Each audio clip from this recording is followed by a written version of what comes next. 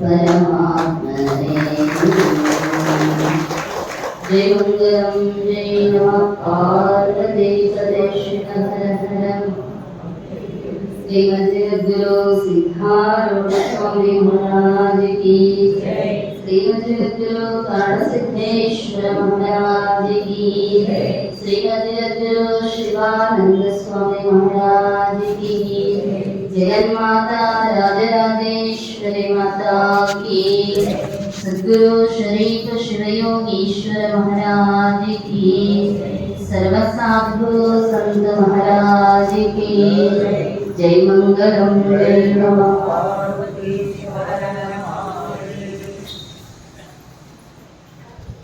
ओम मानवात्माविर्भूतं मानवीयादिलक्षितं शिवरूपं शिवानन्दं वन्दे वन्दे जगद्गुरुं सिद्धसद्गुरुपादाब्जं जननी जनकस्तथा ततोपदेशकर्तारं नत्वा भक्तिपुरस्सरम् यावैः सर्वभूतेषु विश्वमायेति शब्दितः नमस्तस्यै नमस्तस्यै नमस्तस्यै नमो नमः।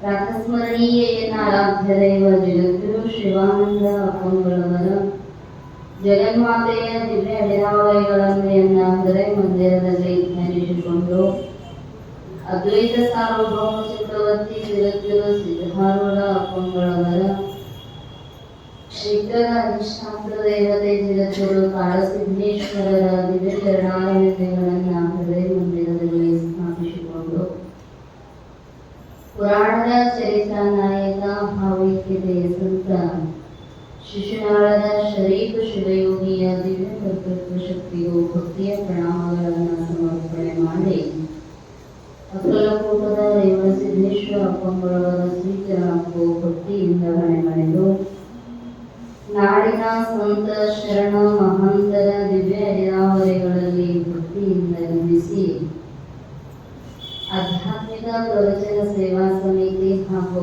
ಸಿದ್ಧಾರೂಢ ಸತ್ಸಂಗಗಳ ಸತತವಾಗಿ ನಡೆಸಿಕೊಂಡು ಬಂದಿರತಕ್ಕಂತಹ ಶ್ರಾವಣ ಮಾಸದ ಪುರಾಣ ಪ್ರವಚನ ಕಾರ್ಯಕ್ರಮ ಈ ಸತ್ಸಂಗ ಮಂದಿರದಲ್ಲಿ ಸುಮಿಲಿತರಾಗಿರುವಂತಹ ಸಮಸ್ತ ಶರಣ ತಂದೆ ತಾಯಿಗಳ ತಮ್ಮೆಲ್ಲರಿಗೂ ಶರಣು ಶರಣಾರ್ಥಿಗಳು. ಯಾವತ್ ಸ್ವಸ್ಥವಿದಂ ದೇಹಂ ಯಾವನ್ ಮೃತ್ಯುಶ್ಚ ದೂರತಃ ತಾವಾನ್ ಆತ್ಮಹಿತಂ ಕುರ್ಯಾತ್ ಮರಣಾಂತೆ ಕಿಂ ಕರಿಷ್ಯತಿ. ಅನುಭಾವಿಗಳು ಪ್ರತಿ ಹೆಜ್ಜೆಯೊಳಗೂ ಕೂಡ ನಮಗೆ ಯಾಕೆ ಬಂದಿವಿ ಅನ್ನುವಂಥದ್ದನ್ನ ಎಚ್ಚರಿಸ್ತಾ ಇದ್ದ.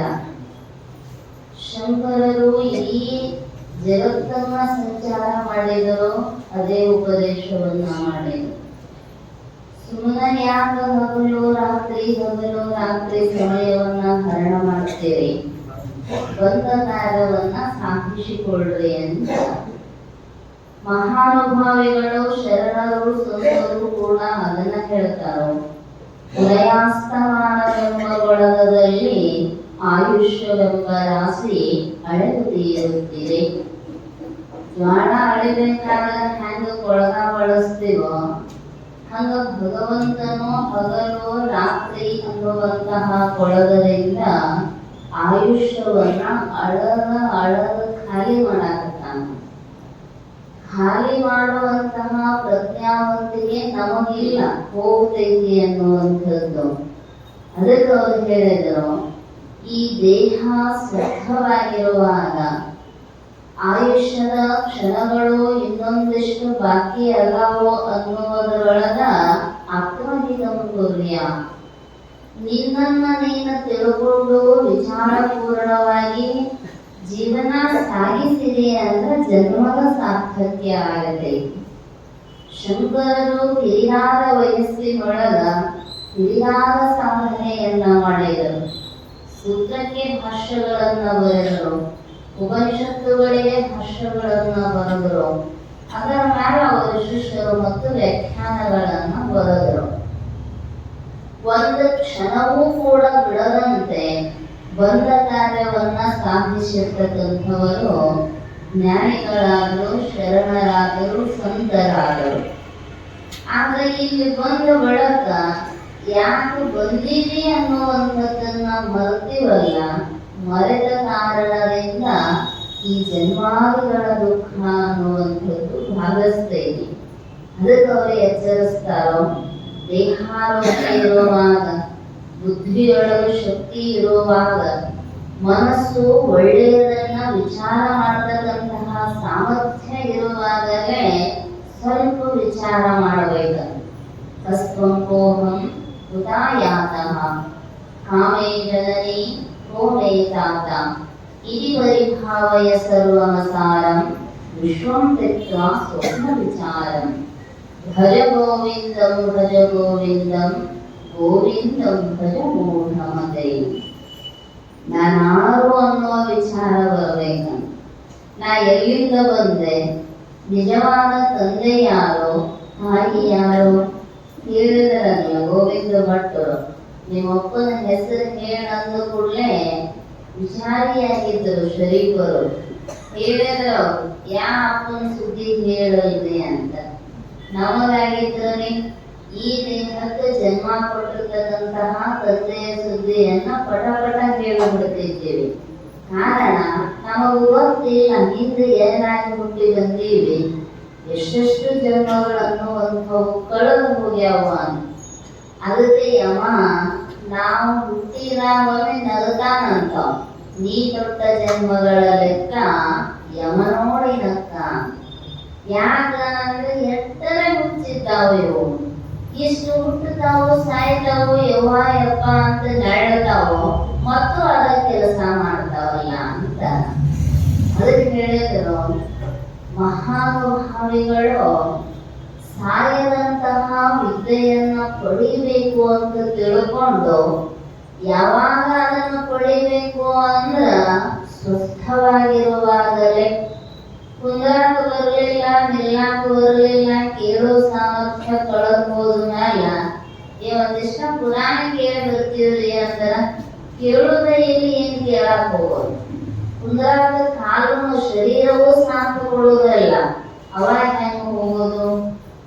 ಈ ಭಜನಿ ಮಾಡಾಕ ತಾಳ ಮಾಡಿರ್ತಾರ, ಗೊತ್ತರಿ ಭಜನಿ ಅವ್ರು ತಾಳ, ದಮಳಿ, ಪೇಟೆ ಎಲ್ಲ ಮಾಡಿರ್ತಾರ. ಏನಿರ್ಲಿಲ್ಲ ಅಂದ್ರು ತಾಳ ಒಂದು ಹಿಡದರೆ ಭಜನೆ ಮಾಡೋ ರೂಢಿ. ಯಾಕ ಆಶ್ರಮದೊಳಗ, ಮಠ ಮಂದಿರದೊಳಗ, ಸತ್ಸಂಗದೊಳಗ ತಾಳ ಇಟ್ಟಿರ್ತಾರೋ ಅಂದ್ರ ಮನ್ಯಾಗ ತಾಳ ತಪ್ಪಿದ್ದಾರೆ ಬಂದಿದ್ದು ತಾಳ ಹಿಡ್ಕೊಂಡು ಕುಂತಾರೆ. ನಮ್ಮಲ್ಲಿ ಹಂಗಿಲ್ರಿ ಇದ. ಅವ ಎಟ್ಟರ ತಾಳ ತಪ್ಪಿ ಅಲ್ಲೇ ತಾಳ ಸುತ್ತ ಮಾಡ್ಕೊಂಡು ಅವು ಒಂದಲಿಲ್ಲ ಅಂದ್ರು ಮೇಳ ಮಾಡ್ಕೊಂಡರ ಉಳ್ತಿರ್ತಾರೆ. ನಾವೇನು ಮಠಕ್ಕೆ ಬಂದು ತಾಳ ಹಿಡಿಯುದಿಲ್ಲ ಅಂತ. ಹೌದಲ್ಲ? ಹಂಗಾಗಬಾರದಂತ. ಯಾಕಂದ್ರ ಒಂದದ್ದ ಇರೋ ಕಾರ್ಯಕ್ಕಾಗಿ ಭಗವಂತನನ್ನ ಒಲಿಸ್ತೀವಿ ಅಂತ ಭಾಷೆ ಕೊಟ್ಟು ಬಂದೇವಲ್ಲ, ಒಂದು ಸ್ವಲ್ಪನೇ ನಡೆಸಬೇಕಂತ. ಇಲ್ಲಿ ನಾವು ಮನೆ ಬಿಟ್ಟು ಹೋಗೋದಾಗೋದಿಲ್ಲ, ಸನ್ಯಾಸ ಸ್ವೀಕಾರ ಮಾಡೋದಾಗೋದಿಲ್ಲ, ಬ್ಯಾಡ ಅಂತಾರ. ಸನ್ಯಾಸಿಗಳಿಗೆ ಮೋಕ್ಷ ಅಂತ ಎಲ್ಲಿಯೂ ಹೇಳಿಲ್ಲ. ಗೃಹಸ್ಥೋಪಿ ಮುಚ್ಚತೆ ಅಂತ ಶಂಕರರೇ ಹೇಳಿದ್ರು. ಅದಕ್ಕ ಮೋಕ್ಷಕ್ಕೂ ವರ್ಣ, ಆಶ್ರಮ, ಜಾತಿ ಸಂಬಂಧ ಇಲ್ಲ. ಮನುಷ್ಯನಾಗಿ ದೇಹವನ್ನ ಧಾರಣೆ ಮಾಡಿ ಬಂದ ಪ್ರತಿಯೊಬ್ಬ ಜೀವಿಗೂ ಕೂಡ ಮೋಕ್ಷ ಸ್ವತಸಿದ್ಧ ಐತಿ ಅಂತ. ಆದ್ರೆ ಪ್ರಯತ್ನವಾದಿಗಳು ಮೋಕ್ಷವನ್ನ ಹೊಂದಿದ್ರು. ನಾವು ಪ್ರಾರಬ್ಧ ಅಂತ ನೆಚ್ಕೊಂಡು ಅದಕ್ಕ ಕುಂತವ್ರು ಏನ್ ಮಾಡಿದ್ವಿ ಅಂದ್ರ ನಮಗೇನ್ ಆಗ್ತೈತಿ ಬಿಡ್ರಿ ಅಂತ ಕೈ ಚೆಲ್ಲಿ ಕೊಡ್ತೇವೆ. ಅದಕ್ಕ ಹೆಂಗ ಗಾಂಧೀವನ್ನ ರಥಗಳ ಚೆಲ್ಲಿ ಅರ್ಜುನ ಕೈ ಕಟ್ಟಿ ನಿಂತಿದ್ ನಾವು.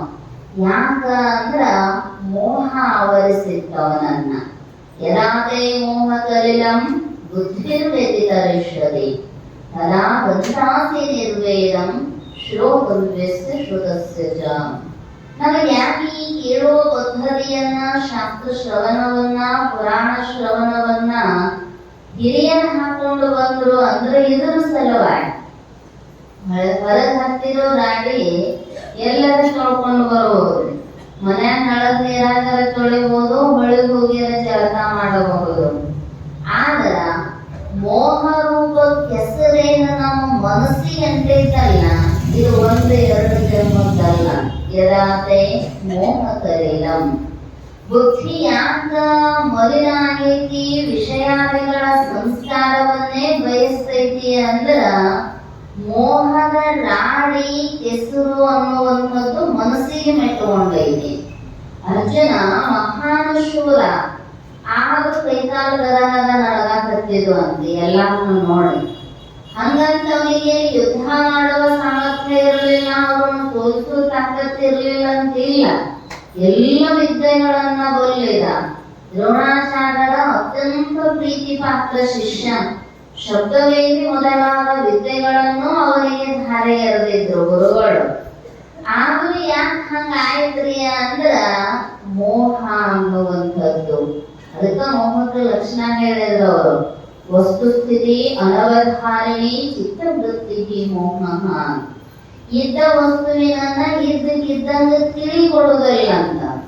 ಇರುವುದು ಒಂದಿರ್ತೈತಿ, ನಮಗ ತೋರುದು ಒಂದು ರೀತಿ ತೋರುತ್ತೈತಿ. ಯಾಕಂದ್ರ ವಸ್ತುವಿನ ಯಥಾರ್ಥ ಸ್ಥಿತಿ ಇದ್ದಕ್ಕಿದ್ದಂಗ ತೋರಿದ ಕೂಡಲೇನ ಸಿದ್ಧಾರೂಢಪುಗಳು, ಶಿವಾನಂದಪುಗಳು ಗ್ರಹತ್ಯಾಗವನ್ನ ಮಾಡಿದ್ರು. ನಮಗ ಅವು ಇದ್ದಂಗ ತೋರುದೇ ಇಲ್ಲ. ಯಾಕಂದ್ರ ದುಃಖ, ಜಡ, ಅಶುಚಿ ಹೇಯಾದ ನಮಗ ಹಂಗ ಆಗೋದಿಲ್ಲ. ಇವೆಲ್ಲ ಇದ್ರ ಆರಾಮ ಇರ್ತೀನ್ರಿ ಅಂತ ಇವುಗಳನ್ನ ನೆಚ್ಕೊಂಡು ಕುಂತೀವಿ, ಅದಕ್ಕೆ ದುಃಖ ತಪ್ಪುವುದಿಲ್ಲ. ಆ ಮೋಹ ರೂಪ ಕೆಸರು ತೊಳ್ಕೋಬೇಕಾಗಿತ್ತು ಅಂದ್ರ ಮಹಾತ್ಮರ ಅನುಭವದ ನುಡಿಗಳನ್ನೇ ಕೇಳಬೇಕು ಅಂತ ಪ್ರವಚನ ಶ್ರವಣವನ್ನ ಎಲ್ಲ ಹಿರಿಯರು, ಪೂರ್ವದ ಹಿರಿಯರು ಹಮ್ಮಿಕೊಂಡು ಬಂದಿದ್ದಾರೆ. ಶ್ರುತ್ವಾತ್ಯಾನಾತಿ ಧರ್ಮಂ ಶ್ರುತ್ವಾತ್ ತ್ಯಜತಿ ದುರ್ಮತಿಃ ಶ್ರುತ್ವಾತ್ ಜ್ಞಾನಮಾಪ್ನೋತಿ ಶ್ರುತ್ವಾತ್ ಮೋಕ್ಷಮಿಂದತಿ. ಕೇಳಿದಾಗ ಗೊತ್ತಾಗೋದಲ್ವೇ ಧರ್ಮ ಯಾವುದು, ಅಧರ್ಮ ಯಾವುದು. ಅವಾಗ ಬುದ್ಧಿಯೊಳಗಿರ್ತಕ್ಕಂತಹ ಜಾಡ್ಯತೆ ಕಳೆದು ಹೋಗುತ್ತೈತೆ. ದೋಷ ಪರಿಹಾರ ಆಯಿತು ಅಂದ್ರೆ ಜ್ಞಾನ ಆಗುತ್ತೈತೆ. ಜ್ಞಾನ ಆಯಿತು ಅಂದ್ರೆ ಮೋಕ್ಷ ಅನ್ನುವಂಥದ್ದು ಸುರಸಿದ್ಧ. ಅದಕ್ಕೋಸ್ಕರವಾಗಿಯೇ ಜ್ಞಾನಿಗಳು ಪ್ರತಿ ಯುಗದಲ್ಲಿ ಅವತಾರವನ್ನ ಎತ್ತಿ ಬಂದು ಜ್ಞಾನ ಪರಂಪರೆಯನ್ನ ಈ ನಾಡಿನೊಳಗೆ ಹುಟ್ಟಾಕಿರ್ತಕ್ಕಂಥವರು. ಅಂಥ ಮಹಾನ್ ಶಿವಯೋಗಿ, ಭಾವೈಕ್ಯತೆಯ ಸಂತ. ಕಾರಣ ಹುಟ್ಟಿದ್ದು ಇಸ್ಲಾಂ ಧರ್ಮದಲ್ಲಿ ಆದರೂ ಕೂಡ ಗುರುವನ್ನಾಗಿ ಯಾರನ್ನ ಸ್ವೀಕಾರ ಮಾಡಿದ್ರು ಅಂದ್ರೆ ಒಬ್ಬ ಬ್ರಾಹ್ಮಣೋತ್ತಮರಾಗಿರ್ತಕ್ಕಂತಹ ಗುರು ಗೋವಿಂದ ಭಟ್ಟರನ್ನ. ಕಾರಣ ಜಾತಿ, ಮತ, ಪಂಥಗಳ ವ್ಯತ್ಯಾಸ ಇಲ್ಲ. ಗುರು ಯಾರದ ಇರಬಹುದು. ಗುರುವಿನ ಜಾತಿಯನ್ನು ನೋಡುವಂಗಿಲ್ಲ, ಗುರುವು ಶಿಷ್ಯನ ಜಾತಿಯನ್ನು ನೋಡುವಂಗಿಲ್ಲ. ಹೇಳಿದ್ರಲ್ಲ ಸದ್ಗುರುನಾಥ ಎಂಥ ಊಟ ಮಾಡಿಸ್ತಾನೋ ಅಂದ್ರೆ ಉಣ್ಣದ ಊಟವನ್ನು ಉಣಿಸಿದನು ಗುರು ತನ್ನ ಶಿಷ್ಯರ ಗುಣವನ್ನು ನೋಡದೆ. ಮನ್ನಡೆಯ ಕೊಟ್ಟವರ ನೀಭವ ಜಲವಿದಾಂಟಿಸಿದ. ಇನ್ನು ಸರಿಯ ಕಾಣೆ ಗುರುವಿಗೆ ಬೆನ್ನು ಬಿದ್ದಂತವರ ರಕ್ಷಿಪ. ಉನ್ನತೋನ್ನತ ನಿನ್ನ ಮಹಿಮೆ ಪಾಡಲು ಪಾಮರೆನ್ನಳವೆ. ನಾವೊಬ್ಬ ಸಾಮಾನ್ಯ ಮನುಷ್ಯ ನಿನ್ನ ಗುಣಗಾನ ಮಾಡಕ್ಕೆ ಸಾಧ್ಯ ಐತೇನು ಅಂದ್ರು ಅವರು. ಯಾಕಂದ್ರ ಅಗಣಿತವಾದ ಮಹಿಮೆಯನ್ನ ಹೊಂದಿರ್ತಕ್ಕಂಥವನು ಸದ್ಗುರುನಾಥ.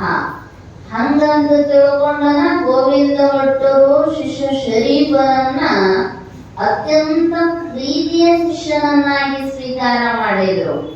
ಪೂರ್ವದೊಳಗ ಗುಡಗೇರಿ ಕಲ್ಮಠದ ಸಂಗಮನಾಥರು ಕೂಡ ಅಲ್ಲಿ ತರ್ಕಶಾಸ್ತ್ರಾದಿಗಳನ್ನ ಕೇಳಿಸಿಕೊಳ್ತಿದ್ರಂತೆ ಗೋವಿಂದ ಭಟ್ಟರ ಹತ್ರ. ಸಮಾಜ ಹೆಂಗಿರ್ತೈತಿ ಅಂದ್ರ ಗುರುಗಳು ಯಾವುದೇ ಭೇದ ಭಾವ ಇಲ್ಲದ ಉಪದೇಶ ಮಾಡ್ತಿದ್ರು ಕೂಡ ಒಂದಿಷ್ಟು ಮಂದಿ ಇರ್ತೈತ್ರೆ ಕಲ್ಲು ಹಾಕೋ ಬುದ್ಧಿನೇ ಇರ್ತೈತೆ ಅವ್ರಿಗೆ. ತಾವೂ ಹಂಗ ನಡೆಯುವುದಲ್ಲ, ನಡೆಯುವವರ ಕಾಲಿಗೂ ಅಡ್ಡ ಬೇರೆ ಹಾಕೋ ಮಂದಿ. ಒಂದು ಸಲ ಸಂಗಮನಾಥರಿಗೆ ಪಾಠ ಹೇಳಿ ಅವರನ್ನು ಪ್ರಸಾದಕ್ಕೆ ಕಳಿಸಿ ಕುಂತಿದ್ರು ಗೋವಿಂದ ಭಟ್ಟರು. ಅವರೆಲ್ಲ ಸಮಾಜದ ಹಿರಿಯರು ಬಂದು ಗಟ್ಟಿಯಾಗಿ ಪಾದ ಹಿಡ್ಕೊಂಡ್ರು. ಅವಾಗ ಗೋವಿಂದ ಭಟ್ಟರು ಕೇಳಿದ್ರು, ಯಾಕಪ್ಪ ಹಿಂಗೆ ಏಕಾಏಕಿ ಬಂದು ನಮಸ್ಕಾರ ಮಾಡಾಕತ್ತೀರಿ, ಏನು ಸಮಸ್ಯೆ? ಅವ್ರ ಪಾದ ಹಿಡಿದವ್ರಂದ್ರಂತ, ನಮಗೊಂದು ಮಾತೈತ್ರಿ, ನೀವು ನಡೆಸಿಕೊಡ್ತೀನಿ ಅಂತ ಭಾಷೆ ಕೊಟ್ಟರೆ ನಿಮ್ ಕಾಲು ಬಿಡ್ತೀವಿ. ಅವಾಗ ಗೋವಿಂದ ಭಟ್ಟರಿಗೆ ಯಾವುದೇ ಹಿಂಗೆ ಕೇಳುವುದನ್ನುವ ಪ್ರಜ್ಞಾವಂತಿಕೆ ಇಲ್ಲ.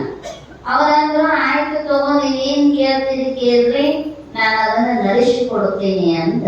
ಅಂದ್ರೆ ಇಷ್ಟು ಬುದ್ಧಿ ಕೆಳಮಟ್ಟಕ್ಕೆ ವಿಚಾರ ಮಾಡ್ತಾರ ಅನ್ನುವಂತಹ ಸೂಕ್ಷ್ಮ ಅರಿವು ಗೋವಿಂದ ಭಟ್ಟರು ಹೆಂಗಿದ್ರು ಅಂದ್ರ ಎಲ್ಲರನ್ನ ಸಮಾನವಾಗಿ ಕಾಣತಕ್ಕಂಥವರು. ಅವರಲ್ಲಿ ಸಂಕುಚಿತ ಬುದ್ಧಿ ಇತ್ತು ಅಂದ್ರೆ ವಿಚಾರ ಬರ್ತಿತ್ತು, ಬಹುಶಃ ಇದನ್ನ ಕೇಳಬಹುದು ಅಂತ ಹೇಳಿ. ಆದ್ರ ಬೇರೆ ಏನಾರ ಕೇಳಬಹುದು ಅಂತ ಭಾಷೆ ಕೊಟ್ರು ಅವ್ರು ಹೇಳಿದ್ರ, ನೀವು ಒಬ್ಬ ಬ್ರಾಹ್ಮಣೋತ್ತಮರಾಗಿ ಜಂಗಮನಾಗಿರ್ತಕ್ಕಂತಹ ಸಂಗಮನಾಥನಿಗೆ ತರ್ಕಶಾಸ್ತ್ರಾದಿಗಳನ್ನ ಹೇಳುವುದು ನಮಗೂ ಒಪ್ಪಿಗೆ ಇಲ್ಲ.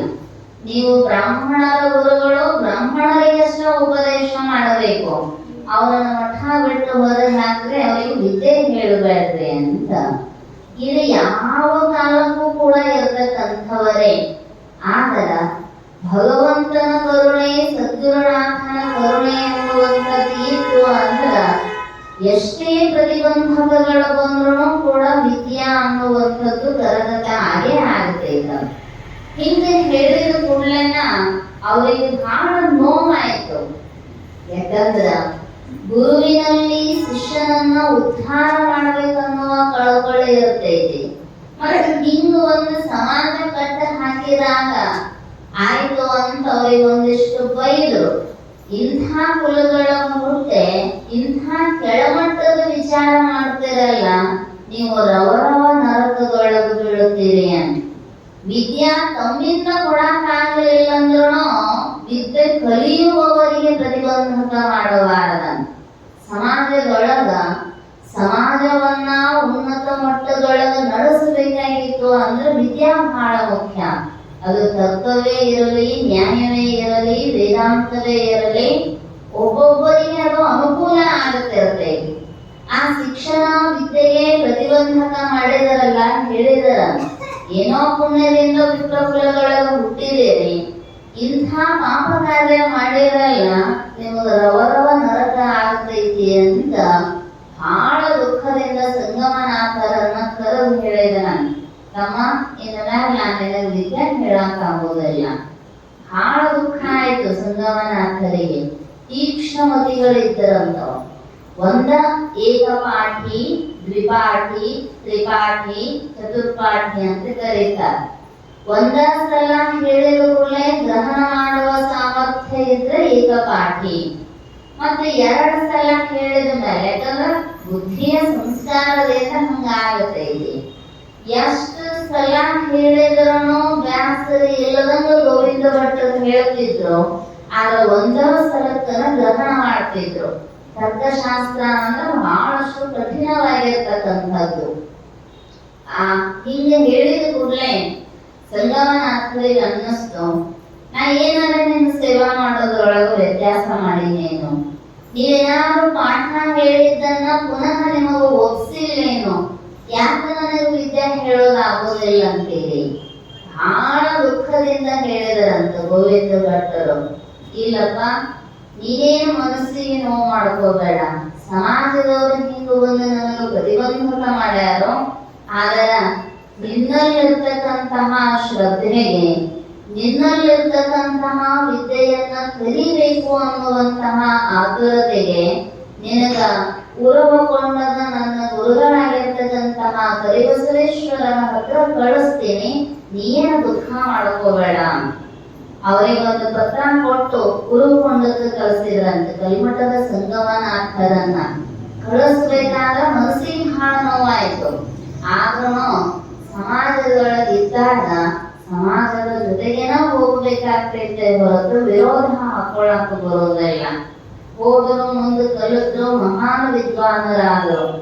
ಆದ್ರೆ ಶರೀಫರಿಗೆ ಮಾತ್ರ ಯಾರ ಏನೇ ಬಂದು ಅದಕ್ಕೆ ಅಡೆತಡೆ ಮಾಡಿದ್ರು ಕೂಡ ಅವ್ರ ವಿದ್ಯೆ ಹೇಳೋದು ಬಿಡ್ಲಿಲ್ಲ. ಗೊತ್ತಿತ್ತು ಒಂದು ಸಲ ಹಿಂಗ ಆಗೈತಿ ಅಂತ ತಿಳ್ಕೊಂಡು ಅವ್ರು ಇನ್ನೂ ಅಲ್ಲಿ ಬರ್ತಿದ್ರಂದ್ರೆ ಇಲ್ಲಿಂದ ಒಯ್ದು ಹೊಳೆ ಕಳಿಸಿ ಬಿಡ್ತಿದ್ದಾರಂತವ್ರು. ಹಿಂಗ ಅಂತಃಕರಣದ ಶಿಷ್ಯರನ್ನಾಗಿ ಶರೀಫರನ್ನ ಸ್ವೀಕಾರ ಮಾಡಿರ್ತಕ್ಕಂತಹ ಗೋವಿಂದ ಭಟ್ಟರು ಎಲ್ಲ ವಿದ್ಯೆಗಳನ್ನ ಅವರಿಗೆ ಧಾರೆ ಎರೆದರು. ಯಾಕಂದ್ರ ಸಾವನ್ನ ತರುವಂತಹ ವಿದ್ಯೆಗಳಿಗಿಂತಲೂ ಸಾವನ್ನ ಮೀರುವಂತಹ ವಿದ್ಯೆಯನ್ನ ಉಪದೇಶ ಮಾಡಿದ್ರು. ಅತ್ಯಂತ ಕರುಣೆಯಿಂದ ಗುರುವಿನ ಕರುಣ ಆಗಿಬಿಟ್ಟಿತು ಅಂದ್ರ ಏನೆಲ್ಲ ಸಾಧ್ಯ ಆಗತೈತಿ. ಕಾರಣ ಗುರು ಕರುಣೆ ಎನ್ನುವಂಥದ್ದನ್ನ ಪಡಿಬೇಕು. ಗುರು ಕರುಣಿಸೆ ಸಂಸಾರ ವಿಷಯ ಕೆಟ್ಟಿತ್ತು, ಮಾಯಾ ಪ್ರಪಂಚ ಬಿಟ್ಟಿತ್ತು, ಹುಟ್ಟುರತು ಹೋಯಿತ್ತು, ನೆತ್ತನೇ ಗುರುಪಾದವ ಮುಟ್ಟಿ ಭವಗೆತ್ತೆನು ಕಾಣ ರಾಮನಾಥ. ನಮ್ಮ ಸಂಸಾರ ತಾಪದಿಂದ ಬಿಡುಗಡೆ ಹೊಂದಬೇಕಾದ್ರೂ ಗುರುವಿಗೆ ಶರಣಾಗತರಾಗಬೇಕು. ಬೇರೆ ಯಾರಿಗೆಲ್ಲ ಹೋಗಿ ಇದನ್ನೊಂದಿಷ್ಟು ಶುದ್ಧ ಮಾಡ್ರಿ ಅಂದ್ರೆ ಅದು ಶುದ್ಧ ಆಗುವಂಥದ್ದಲ್ಲ. ಇದ್ದದ್ರೊಳಗ ಹೊಂದಾಣಿಕೆ ಮಾಡ್ಕೋಬೇಕು. ಇಲ್ಲ ಅಂದ್ರೆ ಮನಸ್ಸಿಗೆ ಹಚ್ಕೊಳ್ಳಲಾರ್ದಂಗೆ ಇದ್ದು ಬಿಡಬೇಕಂತ. ಪದ್ಮಪತ್ರ ನಿವಾಂಬಸ ಎಲ್ಲ ರೀತಿಯ ಶಾಸ್ತ್ರಗಳನ್ನ ತಿಳಿಸಿ ಕರುಣೆಯಿಂದ ಏಕಾಂತದೊಳಗ ಕರೆದು ಶಿಕ್ಷಾಶಾಸ್ತ್ರವನ್ನ ನೀಡಿದರು. ಗುರುಗಳು ಒಬ್ಬರೇ 3 ತೆರನಾಗಿಯೂ ಉಪದೇಶ ಮಾಡಬಹುದು, ಅಥವಾ ಶಿಕ್ಷಾ ಗುರುಗಳು ಬೇರೆ, ದೀಕ್ಷಾ ಗುರುಗಳು ಬೇರೆ, ಮೋಕ್ಷ ಗುರುಗಳು ಬೇರೆ, ಹಿಂಗೂ ಇರಬಹುದು. ಇಲ್ಲಿ ಆರಂಭದಲ್ಲಿ ಗೋವಿಂದ ಭಟ್ಟರು ಶರೀಫರಿಗೆ ಶಿಕ್ಷಾ ಗುರುಗಳಾಗಿ ಶಿಕ್ಷಣವನ್ನ ಕೊಡುತ್ತಾರೆ. ಕನ್ನಡ, ಮರಾಠಿ, ಉರ್ದು ಭಾಷೆಯ ಜ್ಞಾನವನ್ನ ಬಲ್ಲಂತಹ ಶರೀಫರು ಎಲ್ಲ ತತ್ವಜ್ಞಾನಗಳನ್ನ ತಿಳ್ಕೊಂಡ್ರು. ಗ್ರಂಥಾಂತರಗಳಲ್ಲಿ ಬೇರೆ ಬೇರೆ ಬರದಿದಾರ ಒಂದಿಷ್ಟು. ಅವುಗಳು ಬರೆದ ಗ್ರಂಥದೊಳಗೆ ಇಲ್ಲದೇ ಇರುವಂತಹ ಸಿಂಧಿಗೆಯವರು ಬರ್ದಾರ. ಒಂದಿಷ್ಟು ಗೊಂಡೆ ಅಂತ ಹೇಳಿ ಅವ್ರ ಚರಿತ್ರೆಯೊಳಗೆ ಬರದಿದಾರ. ವ್ಯತ್ಯಾಸಗಳ ಏನೇ ಇರಬಹುದು, ಆದರ ಮಹಾತ್ಮರ ಲೀಲೆ, ಜೀವನ ಚರಿತ್ರೆ ಅನ್ನುವಂಥದ್ದಕ್ಕೆ ಇದಿಷ್ಟೇ ಇಲ್ಲ. ಅದು ಹೆಕ್ಕಿದಷ್ಟು ಆಳವಾಗಿರ್ತಕ್ಕಂತಹ ವಿಚಾರಗಳು ಸಿಗುತ್ತಾವ. ಅಲ್ಲಿ ಹಂಗೆ ಹೇಳಿತ್ತಲ್ರಿ, ಇಲ್ಲಾಂದ್ರೆ ಹಿಂಗಿರಂಗಿಲ್ಲ. ಯಾಕಂದ್ರ ಗ್ರಂಥಗಳು ಭಿನ್ನವಾಗಿ ಇದ್ದಾಗ ಒಂದ್ ಸ್ವಲ್ಪ ವಿಷಯ ಇಲ್ಲಿ ಬಂದಿರಬಹುದು, ಒಂದ್ ಸ್ವಲ್ಪ ವಿಷಯ ಅಲ್ಲಿ ಹೋಗಿರಬಹುದು. ಇಲ್ಲಿ ಎಲ್ಲ ಶಿಕ್ಷಣವನ್ನ ಕೊಟ್ಟಿರ್ತಕ್ಕಂತಹ ಗುರುಗಳು ತಿಳಿಸಿದರ ಯಾವುದೇ ರೀತಿಯ ಶಿಷ್ಯರು ಭಿನ್ನಾಭಿಪ್ರಾಯಗಳನ್ನ ತಂದು ಒಡ್ಡುತ್ತಿದ್ರು. ಗುರುಗಳಲ್ಲಿ ಭೇದ ಇರದೇ ಇದ್ರು ಸಹಪಾಠಿಗಳಲ್ಲಿ ಭೇದ, ಜಾತಿಯ ತಾರತಮ್ಯ ಆ ಕಾಲಗಳಂತೂ ಮುಗುಲು ಮುಟ್ಟುತ್ತಿತ್ತ. ಬ್ರಾಹ್ಮಣರಲ್ಲದೆ ಇರತಕ್ಕಂಥವರು ವೇದಗಳನ್ನ ಓದುವಂತಿಲ್ಲ, ಕೇಳುವಂತಿಲ್ಲ, ಅವುಗಳನ್ನ ಆಚರಣೆ ಮಾಡುವಂತಿಲ್ಲ. ಅದು ಒಂದೇ ವರ್ಗಕ್ಕೆ ಸೀಮಿತ ಅನ್ನುವಂತಹ ಜಾತಿ ಪದ್ಧತಿ ಹೆಚ್ಚಿದ್ದ ಸ್ಥಾನ ಅವಾಗ. ಆದ್ರ ಅದೆಲ್ಲವನ್ನ ದಿಟ್ಟವಾಗಿ ಎದುರಿಸಿ ಶಿಕ್ಷಣವನ್ನ ಕೊಡುತ್ತಿದ್ರು. ಒಂದು ಸಲ ಹಿಂಗ ಹೋಗ್ತಿದ್ರ, ತಮ್ಮ ಶಿಕ್ಷಣಕ್ಕೆ ಬಂದು ಕಳಸಕ್ಕೆ ಹೋಗುವಾಗ ದಾರಿಯಾಗಿದ್ದ ಮಂದಿ ಅಂತಿದ್ರ, ಸಾವು ಹೊಂಟು ನೋಡು, ಸಾವು ಹೊಂಟು ನೋಡು. ಯಾಕಂದ್ರ ಇಸ್ಲಾಮಿಯರಿಗೆ ಸಾವರು ಅಂತ ಲೋಕಾರೂಢಿಯೊಳಗೆ ಕರೀತಾರೆ. ಸಾವು ಹೊಂಟು ನೋಡು, ಏನ್ ಅವಾಗ ಗೋವಿಂದ ಭಟ್ಟ ಹೇಳವಂತ ಒಬ್ರು ಕೇಳವಂತ ಏನ್ ಕುಲ ಕೆಡಿಸಿ ಬಿಡುತ್ತಾರೋ ಅಂತ. ಆದ್ರೆ ದಾಸರು ಹೇಳಿದ್ರು, ಕುಲ ಕುಲ ಕುಲವೆಂದು ಹೊಡೆದಾಡಲಿ ನಿಮ್ಮ ಕುಲದ ನೆಲೆಯನೇನಾದರೂ ಬಲ್ಲಿರ. ಯಾಕಂದ್ರೆ ಜನ್ಮನಾ ಜಾಯತೆ ಶುದ್ಧ ಸಂಸ್ಕಾರ ದ್ವಿಜ ಉಚ್ಯತೆ. ಹೊಲೆಗಂತಲ್ಲದೆ ಪಿಂಡದ ನೆಲೆಗೆ ಆಶ್ರಯವಿಲ್ಲ. ಎಲ್ಲಾರು ಹುಟ್ಟುವಾಗ ಶುದ್ಧರೇ. ಆದ್ರ ಗುರುವಿನ ಹಸ್ತದಿಂದ ಯಾರೆಲ್ಲ ಸಂಸ್ಕಾರವನ್ನ ಹೊಂದಿದಾರೋ, ಮರುಹುಟ್ಟನ್ನ ಪಡೆದಿದಾರೋ ಅವರಿಗೆ ದ್ವಿಜರು ಅಂತ ಕರೆದಿದ್ದಾರೆ. 2ನೇ ಜನ್ಮವನ್ನ ಪಡೆದಿರ್ತಕ್ಕಂಥವರು. ಹಂಗ ಲೋಕದ ಜನ ತಿಳುವಳಿಕೆಯಲ್ಲಿ ಅವ್ರು ಹೋಗುವಾಗ ಸಾವು ಹೊಂಟ ನೋಡು ಅಂತಿದ್ರಂತ. ಬಂದು ಗೋವಿಂದ ಭಟ್ಟರಿಗೆ ಹೇಳಿದ್ರಂತ ಶರೀಫರು, ಯಪ್ಪ ನಾ ದಾರಿ ಒಳಗ್ ಬರುವಾಗ ಮಂದೆಲ್ಲ ನನಗ್ ಹಿಂಗ ಅಂತಾರ್ರಿ, ಸಾವು ಹೊಂಟು ನೋಡು, ಸಾವು ಹೊಂಟು ನೋಡು. ಅವಾಗ ಗೋವಿಂದ ಭಟ್ರು ಹೇಳಿದ್ರಂತ, ಇದನ್ನ ಕೇಳಿ ಏನದಿನ್ನ, ಯಾಕಂದ್ರ ದೇಹ ಏನಲ್ಲ ಅಂದ ಒಳಗ ದೇಹಕ್ಕೆ ಸಂಬಂಧಪಟ್ಟ ನಾಮ ರೂಪ ಜಾತಿ ಗುಣ ಸಂಬಂಧ ಪರಿಮಾಣ ಜನನ ಮರಣ ಯಾವುದೇ ಅಲ್ಲ. ಮತ್ತ ಅವ್ರು ನೀನ್ ಹುಟ್ಟಿದ ಜಾತಿ ಹಿಡ್ಕೊಂಡಂತಾರೋ ಅಂದ್ರ ಏನ ತಲೆ ಕೆಡಿಸ್ಕೋಬೇಡ. ಆದ್ರೂ ಅಂದ್ರಂತ, ಇಲ್ಲಪ್ಪ ಸುಮ್ಮನೆ ಇರುದಿಲ್ರಿ ಬರುವಾಗ ಹಂಗ ಅಂತಾರ್ರಿ ಅಂತ ಗೋವಿಂದ ಭಟ್ರು ಹೇಳಿದ್ರಂತ. ನಿನಗೆ ಇನ್ನೊಂದು ಸಲ ಅವ್ರು ಸಾವ ಅಂತ ಅಂದ್ರು ಅಂದ್ರೆ ಅವ್ರಿಗೆ ಹೇಳಿಬಿಡು, ನನ್ನ ಸದ್ಗುರುನಾಥ ಗೋವಿಂದ ಭಟ್ಟರು ಸಾವನನ್ನ ಹೋಗಿ ಪೂರ್ಣ ಪದವನ್ನ ತಿಳಿಸಿಕೊಟ್ಟು ಪೂರ್ಣತ್ವದಲ್ಲಿ ನನ್ನನ್ನ ನಿಲ್ಲಿಸೆ ಸಾ ಮತ್ತು ಬೋಧ ಮಧ್ಯೆ ಪೂರ್ಣವನ್ನ ಇಟ್ಟಿದಾರೋ, ನಾ ಸಾವನಲ್ಲ ಸಾಂಬ ಅದೀನಿ ಅಂತ ಅವ್ರಿಗೆ ಹೇಳ್ಬಿಡು, ನೀನು ಸುದ್ದಿಗೆ ಬರೋದಿಲ್ಲ ಅವರು ಅಂದ್ರಂತ. ಅಂದ್ರ ಗುರುವಿನಲ್ಲಿ ಎಂಥ ಸಾಮರ್ಥ್ಯ ಇರುತ್ತೆ. ನರಜನ್ಮವ ತೊಳೆದು ಹರಜನ್ಮವ ಮಾಡಿದ ಗುರುವೇ, ಭವಿ ಎಂಬುದ ಕಳೆದು ಭಕ್ತಿ ಎಂದೆನಿಸಿದ ಗುರುವೇ. ಈ ಮಾಂಸಮಯ ಪಿಂಡವನ್ನ ಹೋಗಿ ಮಂತ್ರಮಯ ಪಿಂಡವನ್ನಾಗಿ ಮಾಡುವ ಸಾಮರ್ಥ್ಯ ಸದ್ಗುರುನಾಥನಲ್ಲಿ ಇರತಕ್ಕಂಥದ್ದು. ಜೊತೆಗೆ ನಿರಾಕಾರವಾದ ನಿರ್ಗುಣವಾದ ಆ ಭಗವಂತನನ್ನ ಸಾಕಾರ ರೂಪದೊಳಗೆ ನಮ್ಮ ಅನುಸಂಧಾನಕ್ಕೆ ತಂದು ಕೊಡ್ತಕ್ಕಂತಹ ಸಾಮರ್ಥ್ಯ ಕೇವಲ ಸದ್ಗುರುನಾಥನಲ್ಲಿ ಇರತಕ್ಕಂಥದ್ದು. ಅದಕ್ಕೆ ಹೇಳಿದ್ರು, ಗುರುವೇ ನಿನ್ನ ಉಪಕಾರವನ್ನು ಮರೆಯಲೆಂದು ನಾನು. ಆ ಗುರುವಿನ ಋಣ ತೀರ್ಸಕ್ಕಾಗುವುದಿಲ್ಲ. ಅಷ್ಟೊಂದು ಮಹದುಪಕಾರವನ್ನ ತನ್ನ ಶಿಷ್ಯರ ಗುಣವ ನೋಡದೆ, ಇವರು ಬ್ರಾಹ್ಮಣರಂತವರಿಗೆ ಹೆಚ್ಚಿಗೆ ಉಪದೇಶ ಮಾಡಲಿಲ್ಲ. ಇವರು ಇಸ್ಲಾಮಿಯರು ಅಂತ ಏನಾರ ಭೇದ ಭಾವ ಮಾಡಿ ಉಪದೇಶ ಮಾಡಲಿಲ್ಲ. ಎಲ್ಲರನ್ನೂ ಪ್ರೀತಿಯಿಂದ ಕಂಡು ವೇದಾಂತ ಶಾಸ್ತ್ರವನ್ನ ಅತ್ಯಂತ ಸ್ಫುಟಕರವಾಗಿ ಉಪದೇಶವನ್ನ ಮಾಡಿ ಒಬ್ಬ ಮೇಧಾವಿ ಮಹಾನ್ ಜ್ಞಾನಿಯನ್ನಾಗಿ ಶರೀಫರನ್ನ ತಯಾರು ಮಾಡಿದರು. ಅಲ್ಲೊಂದು ಸಲ ದೇವಿ ಗುಡಿಗೆ ಪೂಜಾಕ್ಕೆ ಹೋಗ್ತಿದ್ರ. ಹೋಗುವಾಗ ಈ ಹೊಲದವರು ಕಂಟಿ ಹಚ್ಚಿದ್ರು ಸುತ್ತ ಹಾಯಿಸಿ ಹೋಗ್ತಿದ್ರು ಪ್ರತಿದಿನ. ಅವತ್ತೇನಾಯ್ತು ಅಂದ್ರ ಸಾಯಂಕಾಲ ಸಮಯ ಹೊತ್ತು ಮುಳುಗುವ ಟೈಮು, ಸುತ್ತ ಹಾಯಿಸಿ ಹೋಗೋದ್ರೊಳಗ ಲೇಟ್ ಆಕೈತಂತ ಇಲ್ಲ ಡೈಲಿ ಸಿಗದ್ ಹೋದ್ರಾಯ್ತಂತ ಎಲ್ಲೊಂಚೂರು ಬೇಗವಾಗಿ ಅಲ್ಲಿ ದಾಟಿ ಹೋಗಾಕತ್ತಿದ್ರ. ಮತ್ತು ದೊಡ್ಡ ದೊಡ್ಡ ಮುಳ್ಳು, ಬೇಗನ ಮುಳ್ಳ ಹಚ್ಚಬೇಕಲ್ಲ, ಇಲ್ಲ ಅಂದ್ರೆ ದನ ಬಂದ ಬೆಳೆ ತಿಂತಾವು. ಹೊರಗೇನು ಹೊಲಕ್ಕೆ ಬೇಲಿ ಹಚ್ಚಿ ಬೆಳೆ ರಕ್ಷಣೆ ಮಾಡ್ಕೊಳ್ಳೋದು ನಮಗ್ ಗೊತ್ತೈತಿ, ಆದ್ರ ಒಳಗೇನು ಹೊಲಕ್ಕೆ ಬೇಲಿ ಹಚ್ಚೋದು ಗೊತ್ತಿರಬೇಕು ನಮಗ. ಅದಕ್ಕೆ ಹೇಳಿದ್ರಲ್ಲ, ಆವಾಗಳು ಜಾಗರವಿದ್ದು ಸಸಿಯ ಸಲಹಿದೆನು ತಾಣ ರಾಮನಾಥ. ಎಂಥ ಕೃಷಿಯನ್ನ ಮಾಡಿದರು ಅಂದ್ರ ಬಸವಗಳ ಇವರು ಹಸಗೆಡಿಸಿದ್ದಾರೆಂದು. ಇವ ಪಂಚ ಜ್ಞಾನೇಂದ್ರಿಯಗಳು ಮರಳು ಹೋಗಿ ಒಳಗಿನ ಜ್ಞಾನ ಸ್ವರೂಪವಾದ ಶಕ್ತಿಯನ್ನ ಹರಣ ಮಾಡ್ತಾವಂತ ತಿಳ್ಕೊಂಡು ಒಂದಿಷ್ಟು ಬೇವಿನೂ ಹಾಕಿ ನೀವು ಹೋಗಲಾರ್ದಂಗ ಹೇಳಕ್ ಬರುದಿಲ್ಲ. ಬೇಲಿ ಜೀವ ಮೇಲೆ ಮಾಡಿರ್ತೈತಿ. ಈ ಬೇಲಿ ಹಚ್ಚೋದು ಹೋಗಿ ಹೊಲಗಳ ಹೋಗಿ ಅವ್ರ ದಂಡಿಗೆ ಬೇಲಿ ಹಚ್ಚೋದರೆ ಎಲ್ಲಿ. ಆ ಬೇಲಿ ಹಚ್ಚಿದ್ರು ಈ ರೋಡ್ ದಂಡೆಗೆ ಇರ್ತಾವಲ್ರಿ, ಬೆಳೆ ಬಂದಾಗ ಒಬ್ಬರು ಕಾಯಕ ಕುಂತ ಬಿಡ್ತಾವ.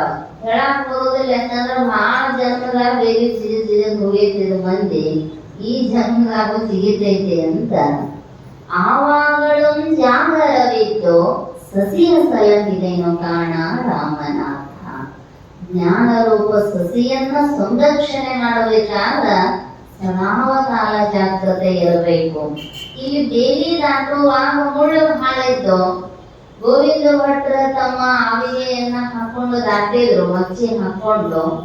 ಆಮೇಲೆ ಹೇಳಿದ್ರು, ತಮ್ಮ ಮುಳ್ಳು ಬಹಳ ಅದಾವು ಮತ್ತು ಸುತ್ತ ಹಾಯಿಸಿ ಬರೋದ್ರೊಳಗ ಸಾಯಂಕಾಲ ಕತ್ತೈತಿ, ದೇವಿ ಪೂಜೆ ಆಗುದಲ್ಲ, ಅದಕ್ಕೆ ಇಲ್ಲೇ ದಾಟಿ ಬರ್ಲಿ ಅಂತ.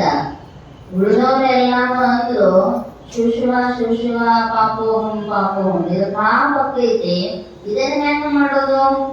ಅವಾಗ ಶರೀಫರಿಗೆ ಅಂದ್ರ, ಶರೀಫ ನೀ ಅದೇ ಬರ್ತೀಯೋ ಇಲ್ಲ? ಆಯ್ತು ಗುರುವೇ ಬಂದ ಅಂತ ಕಾಲಿಟ್ಟ ದಾಟ ಮಾಡ. ಇದು ಮೊದಲ ಮತ್ಸರವಾದಿಗಳು. ಯಾಕಂದ್ರ ಕೀಳ ಜಾತಿಯವರು ಅಂತ ದೇಹ ಭಾವದಿಂದ ನೋಡ್ತಕ್ಕಂತಹ ಶಿಷ್ಯರಂದ್ರು ಎಂಥ ಪಾಪಿ ಅದನ್ನ ಶರೀಫ, ಅಲ್ಲೋ ನಿನಗೆ ಎಷ್ಟರ ಬುದ್ಧಿ ಐತೆ ಇಲ್ಲ. ಅದಕ್ಕ ನಮ್ಮ ಗುರುಗಳಿಗೆ ಹೇಳಿದ್ರೆ ಇಂಥವ್ರಿಗೆಲ್ಲ ವಿದ್ಯೆ ಕಲಿಸಬೇಡ್ರೆ ಅವ್ರಿಗೆ ಬುದ್ಧಿ ಇರೋದಿಲ್ಲ ಅಂತ. ದೊಡ್ಡ ಪಾಪದ ಕೆಲಸ ಮಾಡಿದಿರಿ. ಗುರುಗಳು ಹೇಳಿದ್ರ ಅವ ಪಾಪಿ ಅಲ್ಲ, ನೀವು ಪಾಪಿಗಳದಿರಿ. ಅವರಂದ್ರು ಸದ್ಗುರುನಾಥನ ಪಾದುಕೆ ಅಂದ್ರೆ ಅದು ಪರಮ ಪವಿತ್ರ. ಅವ್ರು ಮೆಟ್ಟಿರ್ತಕ್ಕಂತಹ ಪಾದುಕೆಗಳನ್ನ ಜಗಲಿ ಮೇಲಿಟ್ಟು ಪೂಜೆ ಮಾಡ್ತೀವಿ, ದಿನ ಅಭಿಷೇಕ ಮಾಡ್ತೀವಿ, ಅವರ ತಲೆ ಮೇಲೆ ಹೊತ್ತು ತಿರುಗಾಡುತ್ತೀವಿ. ಮತ್ತು ತುಳದವನ ಛಲ ಅಂದ್ರು ನಾವು ಹಿಂದೂ ಸರ್ವನಿಂದ ನಮಗ ಪಾಪಿಗಳಂದ್ರ ಇಲ್ರಿ ಅಂತ ಕೇಳಿದರಂತ ಅವ್ರು. ಅವಾಗ ಗೋವಿಂದ ಭಟ್ರಿಗೆ ಹೇಳಿದರಂತ, ಅವ ಹೊರಗಿಂದ ಚಪ್ಪಲಿ ಅಷ್ಟ ತುಳದ ದಾಟಿ ಬಂದ, ನೀವು ನನ್ನ ನಾಲಿಗೆನ ತುಳಿದಿರಲ್ಲ, ಅದೆಷ್ಟು ದೊಡ್ಡ ಪಾಪ ಇರಬೇಕು ಅಂತ. ಗುರುವೇ ನಿಮ್ಮ ಆಜ್ಞೆಯನು ಮೀರದೆ ನಡೆಯುವವನು ನರನು ಎನ್ನಲು ಬೇಡ ಪರಮಾತ್ಮನವನು. ಸದ್ಗುರುನಾಥ ಏನಾದ್ರೂ ಉಪದೇಶ ಮಾಡಿದ್ರ ಅವುಗಳ ಒಂದು ಅರ್ಥ ಇರ್ತೈತಿ, ತರ್ಕ ಮಾಡುವಂಗಿಲ್ಲ. ಸಂಪೂರ್ಣ ಶರಣಾಗತಿ ಆಗಿಬಿಟ್ಟಿವೆ ಅಂದ್ರ ಅವ ಹೌದು ಅಂದ್ರ ಹೌದು, ಅಲ್ಲ ಅಂದ್ರ ಅಲ್ಲ. ಅವ ಅಲ್ಲ ಅಂದದ್ದಕ್ಕ ನಾವು ಹೌದು ಅನ್ನಕ್ ಹಾದಿವೆ ಅಂದ್ರೆ ಫಜಿತಿಗೆ ಬೀಳ್ತೀವಿ. ವ್ಯಾಸ ಭಗವಾನರು ಒಂದು ಶ್ಲೋಕ ಬರೆದಿದ್ದರಂತ ಆಶ್ರಮದೊಳಗ. ಈ ಇಂದ್ರಿಯಗಳ ಸಮುದಾಯ ಹೆಂಗೈತಿ ಅಂದ್ರ ಎಷ್ಟೇ ಬಲವಂತ ಅದಾನಂದ್ರೂ ಕೂಡ ಅವುಗಳು ಆಕರ್ಷಣೀಯವಾಗಿ ವಿಷಯಗಳನ್ನ ಆಕರ್ಷಣೆ ಮಾಡ್ತಾವು ಅಂತ ಬರೆದಿದ್ರಂತ. ಬಲವಾನವೇ ಇಂದ್ರಿಯ ಗ್ರಾಮ ಅವಿಕರ್ಷತಿ ಅಂತ. ಜೈಮಿನಿ ಋಷಿಗಳು ನೋಡಿದ್ರು ಶಿಷ್ಯರವರು ವ್ಯಾಸರಿಗೆ, ಗುರು ಮೀಮಾಂಸಕಾರರು. ಅವರಂದ್ರು, ನಮ್ಮ ಗುರುಗಳು ಎಲ್ಲಿ ಸುದ್ದಿ ಬರದಾರೋ, ನಾವೆಲ್ಲ ಎಲ್ಲಿ ತಿಂದು ನೀರು ಕುಡಿದು ತಪಸ್ಸು ಮಾಡಿ ಗಾಳಿ ಮೇಲೆ ಬದುಕವರು, ನಮ್ಮನ್ನ ಹೆಂಗ ವಿಷಯಗಳು ಆಕರ್ಷಣೆ ಮಾಡ್ತಾವು? ಚಲೋ ಚಲೋ ಆಹಾರ ಊಟ ಮಾಡೋರಿಗೆ ವಿಷಯಗಳ ಆಸೆ ಆಗಬಹುದು, ಆದ್ರೆ ನಾವು ಅಡವ್ಯಾಗ ಅದೀವಿ, ಏನೂ ಸಹವಾಸ ಇಲ್ಲ, ಅವ ಹೆಂಗ ನಮ್ಮನ್ನ ಆಕರ್ಷಣೆ ಮಾಡ್ತಾವು? ಎಲ್ಲೋ ಗುರುಗಳು ತಪ್ಪಿರಬೇಕು ಅಂತ ಅಪಕರ್ಷತಿ ಅಂತ ಬರೋದ್ರ, ಅವರು ಅಭಿಕರ್ಷತಿ. ಸಂಸ್ಕೃತ ಎಷ್ಟು ಅಂದ್ರ ಒಂದ ದೀರ್ಘ ಪುಸ್ತಕದೊಳಗ ವ್ಯತ್ಯಾಸ ಅರ್ಥಾಂತರ ಆಗಿಬಿಡತೈತಿ. ಬರೋದು ವ್ಯಾಸರ ನೋಡಿದರಂತ, ಅಲ್ಲ ಎಷ್ಟು ಬಂದೈತಿ ಜೈಮಿನಿಗೆ. ಹೌದಂದ್ರು, ಹಿಂಗ್ಯಾಕ್ ಬರ್ದೆಯೋ ತಮ್ಮ ಅಂದ್ರು. ಅಲ್ರಿ ಗುರುಗಳ, ನಿಮಗೆ ಏನಾರ ಕನ್ಫ್ಯೂಸ್ ಆಗಿರ್ಬೇಕಂತ ನಾನ ತಿದ್ದಿ ಬರೋದೇನ್ ಹೇಳ್ರಿ. ಯಾಕಂದ್ರ ಅವರು ವಿಷಯಾನಿಗಳು ನಮ್ಮನ್ನ ಆಕರ್ಷಣೆ ಮಾಡೋದಲ್ಲ, ಅಜ್ಞಾನಿಗಳು ವಿಷಯಗಳಿಗೆ ಮರಳಾಗತಕ್ಕಂತಹ ಅವರನ್ನ ಮಾತ್ರ ಆಕರ್ಷಣೆ ಮಾಡ್ತಾವು ಅಂತ ಅವರಂದ್ರಂತ. ಆಯ್ತು ಬಿಡಪ್ಪ ಅಂತ ತಿಳ್ಕೊಂಡು ನಾವೊಂದೆರಡು ದಿನ ಇರೋದಿಲ್ಲ ಆಶ್ರಮದಾಗ, ಬೇರೆ ಕಡೆ ಕೆಲಸ ಹೋಗಿ ಬರ್ತೀನಿ ಅಂತ ಹೋದರ. ಮಳಿ ಹತ್ತ ಆಶ್ರಮದ ಮುಂದ ಜೈಮಿನಿ ಋಷಿಗಳು ತಮ್ಮೆಲ್ಲ ಪೂಜಾರಿ ಕ್ರಿಯಾದಿಗಳನ್ನ ಮುಗಿಸ್ಕೊಂಡು ಆಶ್ರಮದೊಳಗೆ ಕುಂತಿದ್ರು. ದೂರದೊಳಗೆ ಗಿಡದ ಕೆಳಗ ಒಬ್ಬ ಹೆಣ್ಮಗಳು ಬಂದು ಮಳೆ ಆಶ್ರಯಕ್ಕೆ ನಿಂತಿದ್ದಳ. ಮಳೆ ಬರಾಕತ್ತಿತ್ತು, ಎಲ್ಲೇನು ಚಾಟ್ ಇರ್ಲಿಲ್ಲ, ಗಿಡದ ಕೆಳಗೆ ನಿಂತಿದ್ರು. ಬಹಳ ಜೋರು ಮಳೆ ಬಂತು. ಇವ್ರು ನಿಂತ್ಕೊಂಡು ನೋಡಿದ್ರು, ಈ ಅಡವ್ಯಾಗ ಯಾವ ಒಂದು ಪಕ್ಷಿ ಸುಳ್ಳು ಹಾಯೋದಿಲ್ಲ, ಮತ್ತೆ ಈ ಹೆಣ್ಮಗಳು ಎಲ್ಲಿಂದ ಬಂದಳು? ಬಂದ್ರ ಬರಲಿ ಪಾಪ ಮಳಿ ಹತ್ತೈತಿ, ಒಂಚೂರು ಇಲ್ಲೇ ಆಶ್ರಮದಾಗ ಚಾಟಿಗೆ ನಿಂತು ಹೋಗಾಳಕ ಮಳಿ ನಿಂತದಲ್ಲ ಅಂತ ಹೇಳ್ತಾರ. ಕರುಣೆಗೋ ಮೋಹಕ್ಕೋ ಬಾಳ ದೂರ ಇಲ್ಲಂತ್ರಿ. ಯಾಕಂದ್ರ ಪರದೋಖ ಪ್ರಹರಣ ಇಚ್ಛಾಕರಣ, ದುಃಖ ನಿವಾರಣೆ ಮಾಡಬೇಕು ಅನ್ನುವ ಕರುಣೆಯ ಹಿಂದನ ಮೋಹ ಇರ್ತೈತಂತ. ಕರೆದರ ಅಲ್ಯಾಕ ನಿಂತಿಯವ ಮಳಿಗೆ ತೋಸುವಂತಿ ಬಾ ಅಂತ. ಆಯ್ತಂತ ಆಶ್ರಮದ ಹೊರಭಾಗದೊಳಗೆ ನಿಂತರು ಮತ್ತೆ ಜೋರಾಯ್ತ್ರಿ ಮಳಿ. ಅವ್ರಂದ್ರು, ಆ ಹೊರಗೆ ನಿಂತು ತೋರ್ಸ್ಕೊತಿ ಯಾಕೋ ಒಂದಿಷ್ಟ ಆಶ್ರಮದ ಒಳಗ್ ಬಾ ಅಂತ ಒಳಗ್ ಬಂದು ಕುಂತಳು. ಮಾತಾಡಕತ್ತಿದ್ರಂತ. ಯಾವ ಊರು ಎಲ್ಲಿ ಇಂದ ಬಂದಿ ಮದುವೆಗಿದ್ದೇನೋ ಸುದ್ದಿ ಶುರು ಆಯ್ತರಿ. ಅವಾಗ ಅಂಗಳಂತ ಇಲ್ರಿ ಇಂತಿಂತ ಊರು ನಂದಿನ ಮದುವೆ ಆಗಿಲ್ರಿ ಅಂತ. ಯಾಕಂದ್ರ ಬರೆದಿದ್ರಲ್ಲ, ಎಷ್ಟೇ ಬಲಶಾಲಿ ಇದ್ದರೂ ಇಂದ್ರಿಯಗಳು ಆಕರ್ಷಿಸಲ್ಪಡುತ್ತವೆ. ಮದುವೆ ಆಗಿಲ್ಲ ಅಂದ ಕೂಡಲೇ ಇವ್ರು ಕೇಳಿದ್ರಂತ, ಮತ್ ನನ್ ಮದುವೆ ಏನು ಅಂದ್ರು. ಯಾರ್ರಿ? ಊರಾಗಿದ್ದವ್ರಲ್ಲ, ಅಡವ್ಯಾಗಿದ್ದವ್ರು. ಅದಕ್ಕೆ ಹೇಳಿದ್ರು, ಮನದಿ ಮೋಹದ ಆಸೆಯನ್ನಳಿದವನು ಮನೆಯಲ್ಲಿದ್ದರೂ ಮುಕ್ತನು, ಮನದಿ ಮೋಹದ ಆಸೆಯನ್ನಳಿಯದವನು ವನದೊಳಿದ್ದರೂ ಬದ್ಧನು. ಅವಾಗ ಕೇಳಿದ್ರು, ಆಕೆ ಹೇಳ, ನಂದೊಂದು ಕರಾರ ಐತ್ರಿ. ಏನ್ ಕರಾರ ಅಂದ್ರು. ಏನಿಲ್ಲ, ನನ್ನ ಹೆಗಲ ಮ್ಯಾಲ ಹೊತ್ಕೊಂಡು ಈ ಆಶ್ರಮ ಯಾರ ಒಂದ್ 5 ಸುತ್ತು ಹಾಕ್ತಾರಲ್ಲ ಅವರನ್ನು ಮದುವೆ ಆಗಬೇಕು. ದೇವಿಯನ್ನು ಹೇಳೋದಿಲ್ಲ, ಶುಂಭ ನಿಶುಂಭರಿಗೆ ಯಾರ ನನ್ನ ಜೊತೆ ಯುದ್ಧ ಮಾಡಕ್ಕೆ ಅಂತ ಅವ್ರ ಜೊತೆ ಮದುವೆ. ಈಗಿನೂ ಹಂಗ ಹೇಳ ಅಂತ. ಅವ್ರಿಗೆ ಅನ್ನಿಸ್ತು ಗುರುಗಳಂತೂ ಆಶ್ರಮದಾಗಿಲ್ಲ, ಯಾವ ಸನ್ಯಾಸಿ ಸಹೋದರರು ಇಲ್ಲ, ಇಲ್ಲಂತೂ ಯಾರು ನಾ ಹೊತ್ತು ತಿರುಗಿದ್ದು ನೋಡೋರಿಲ್ಲ. ತಿರುಗಿದರೆ ಏನಾಯ್ತು ಅಂದ್ರು. ಅವ್ರಂದ್ರು, ಆಯ್ತು ನಿನ್ನ ಕರಾರಕ್ಕೆ ನನ್ನ ಒಪ್ಪಿಗೆ ಐತಿ. ಹೊತ್ಕೊಂಡ್ರು ಹೆಗಲ ಮ್ಯಾಲ. ನೋಡಾಕ ಹೊತ್ಕೊಂಡ ಭಾಳ ಹೊದರಿದ್ದಳಂತ. ಹೊತ್ಕೊಂಡ ಹೆಜ್ಜೆ ಹಾಕಾಕತ್ತಿದ್ರು. ಒಂದು ಸುತ್ತು ಹಾಕೋದ್ರೊಳಗ 10 kg ಹೆಚ್ಚಾದ. 2ನೇ ಸುತ್ತು ಹಾಕೋದ್ರೊಳಗ ಮತ್ತೊಂದು 20 kg ಹೆಚ್ಚಾಯ್ತಂತ. ಇವ್ರು ಅಂದ್ರು, ನಾನ್ ಹೆಣ್ಮಗಳನ್ನ ಹೊತ್ಕೊಂಡಿನಿ, ರಾಕ್ಷಸಿನ ಹೊತ್ಕೊಂಡಿನಿ ಅಂದ್ರು. ಹೊತ್ಕೊಂಡು ತಿರುಗುವಾಗ ಭಾಳ ಹಗರ್ ಅನ್ಸಿತ್ತು. ಈಗ ಹೆಚ್ಚಿಗೆ ಕಿತ್ತಿಡಾಕ್ ಬರ್ಲಾರ್ದಂಗ ಆಗೈತಲ್ಲ. ಆದ್ರೂ ಒಳಗಾಸೆ, ಏನ್ ಇನ್ನೊಂದ್ 2-3 ಸುತ್ತ ಆದ್ರ ಮುಗಿದ್ ಹೋಗೈತಿ, ಏನ್ ಭಾರ ಆದ್ರ ಆಗ್ಲಿಲ್ಲಂತ ಹಂಗ ಸುತ್ತ ಹಾಗೆ 4ನೇ ಸುತ್ತಿಗೆ ಬಂದ್ರು. ಮುಂದೆ ಹೆಚ್ಚಿನ ಇಡಾಕ್ ಬರುವಂತೆ ಅಷ್ಟು ಭಾರ ಆಯ್ತು. ಅವ್ರು ವಿಚಾರ ಮಾಡಿದ್ರ, ನಾವಳೆ ಮೋಸ ಹೋದೆ, ಇದು ಹುಡುಗಿ ಅಂತ ತಿಳ್ಕೊಂಡು ಎತ್ಕೊಂಡಿನಿ, ಅಡವ್ಯಾಗ ಯಾವ್ದಾರ ಒಂದು ಪಿಶಾಚಿ ಬಂದಿತ್ತು, ಏನ್ ಮಾಡಿತ್ತು, ಅದರ ಮ್ಯಾಲ ನೋಡಿದ್ರಂತ ಗಂಡ ಜೋತ್ ಬಿದ್ದಿದ್ರು. ಗುರುಗಳಿದ್ರು ವ್ಯಾಸ ಭಗವಾನರು. ಅವರಂದ್ರಂತ, ಹೆಂಗೈತಪ್ಪ ತಿದ್ದಿದ ಪರಿಸ್ಥಿತಿ ಅಂದ್ರು. ಯಾಕಂದ್ರ ಎಷ್ಟೇ ಬಲಶಾಲಿಯಾಗಿದ್ದರೂ ಅನ್ನ ಆಹಾರಾದಿಗಳನ್ನ ತೊರೆದು ನೀರು, ಒಣಗಿದ ಎಲೆ, ಈ ಗಾಳಿಯ ಮೇಲೆ ಬದುಕ್ಯಾನ ಮನುಷ್ಯ ಅಂದ್ರೂ ಇಂದ್ರಿಯಗಳ ಸಹಜ ಧರ್ಮ ಏನು ಅಂದ್ರ ಕಣ್ಣು ಕೂಡಲೇ ಹೊರಗೆ ಹೋಗೋದು. ಮತ್ತೆ ಇದನ್ನ ತಿಳಿಲಾರದ ತಿದ್ದಿಯಲ್ಲ ಅಂದಾಗ ನಮಸ್ಕಾರ ಮಾಡಿದರ ತಪ್ಪಾಯ್ತು. ಗುರುಗಳು ಏನ ಬೋಧನೆ ಮಾಡಿರ್ತಾರೋ ಅದರೊಳಗೆ ಏನೂ ವ್ಯತ್ಯಾಸ ಇರೋದಿಲ್ಲ ಅಂತ. ಹಂಗ ಸದ್ಗುರುನಾಥ ಏನನ್ನೇ ಉಪದೇಶ ಮಾಡ್ಲಿ, ಆದ್ರೆ ಅದು ನಮ್ಮ ಒಳ್ಳೆಯದೇ ಆಗಿರ್ತೈತೆ ಹೊರತು ಅದರೊಳಗೆ ಯಾವುದೇ ಪ್ರಶ್ನೆಗಳು ಇರುವಂಗಿಲ್ಲ. ಅದಕ್ಕೋಸ್ಕರವಾಗಿ ಶರೀಫರು ಗುರುಗಳು ಏನು ಹೇಳ್ತಿದ್ರು, ಚಾಚೂ ತಪ್ಪದಂತೆ ಅನುಸಂಧಾನ ಮಾಡ್ತಿದ್ರು. ಅದಕ್ಕ ಗೋವಿಂದ ಭಟ್ಟರಿಗೆ ಅಂತರಂಗದ ಶಿಷ್ಯ ಶರೀಫರಷ್ಟ. ನಾಗೇಂದ್ರ ಅಜ್ಜನ ಹತ್ರ ಬಹಳ ಮಂದಿ ಬರ್ತಿದ್ರಂತ. ಆಗ ಅಂತಃಕರಣ ಪೂರ್ವಕವಾಗಿ ಒಪ್ಕೊಂಡಿದ್ದು ಭೀಮಮ್ಮ ತಾಯಿಯನ್ನಷ್ಟ. ಅದಕ್ಕೆ ಹೇಳಿದಂತೆ, ಯಪ್ಪ ನಾ ಸಮಗಾರಕ್ಕಿದ್ದೀನಿ ಅಂತ. ಅಜ್ಜ ಹೇಳಿದ್, ನನಗೂ ಸಮಗಾರರೇ ಬೇಕಾಗ್ಯಾವ, ವಿಷಮಗಾರರು ಬೇಡ ಅಂತ.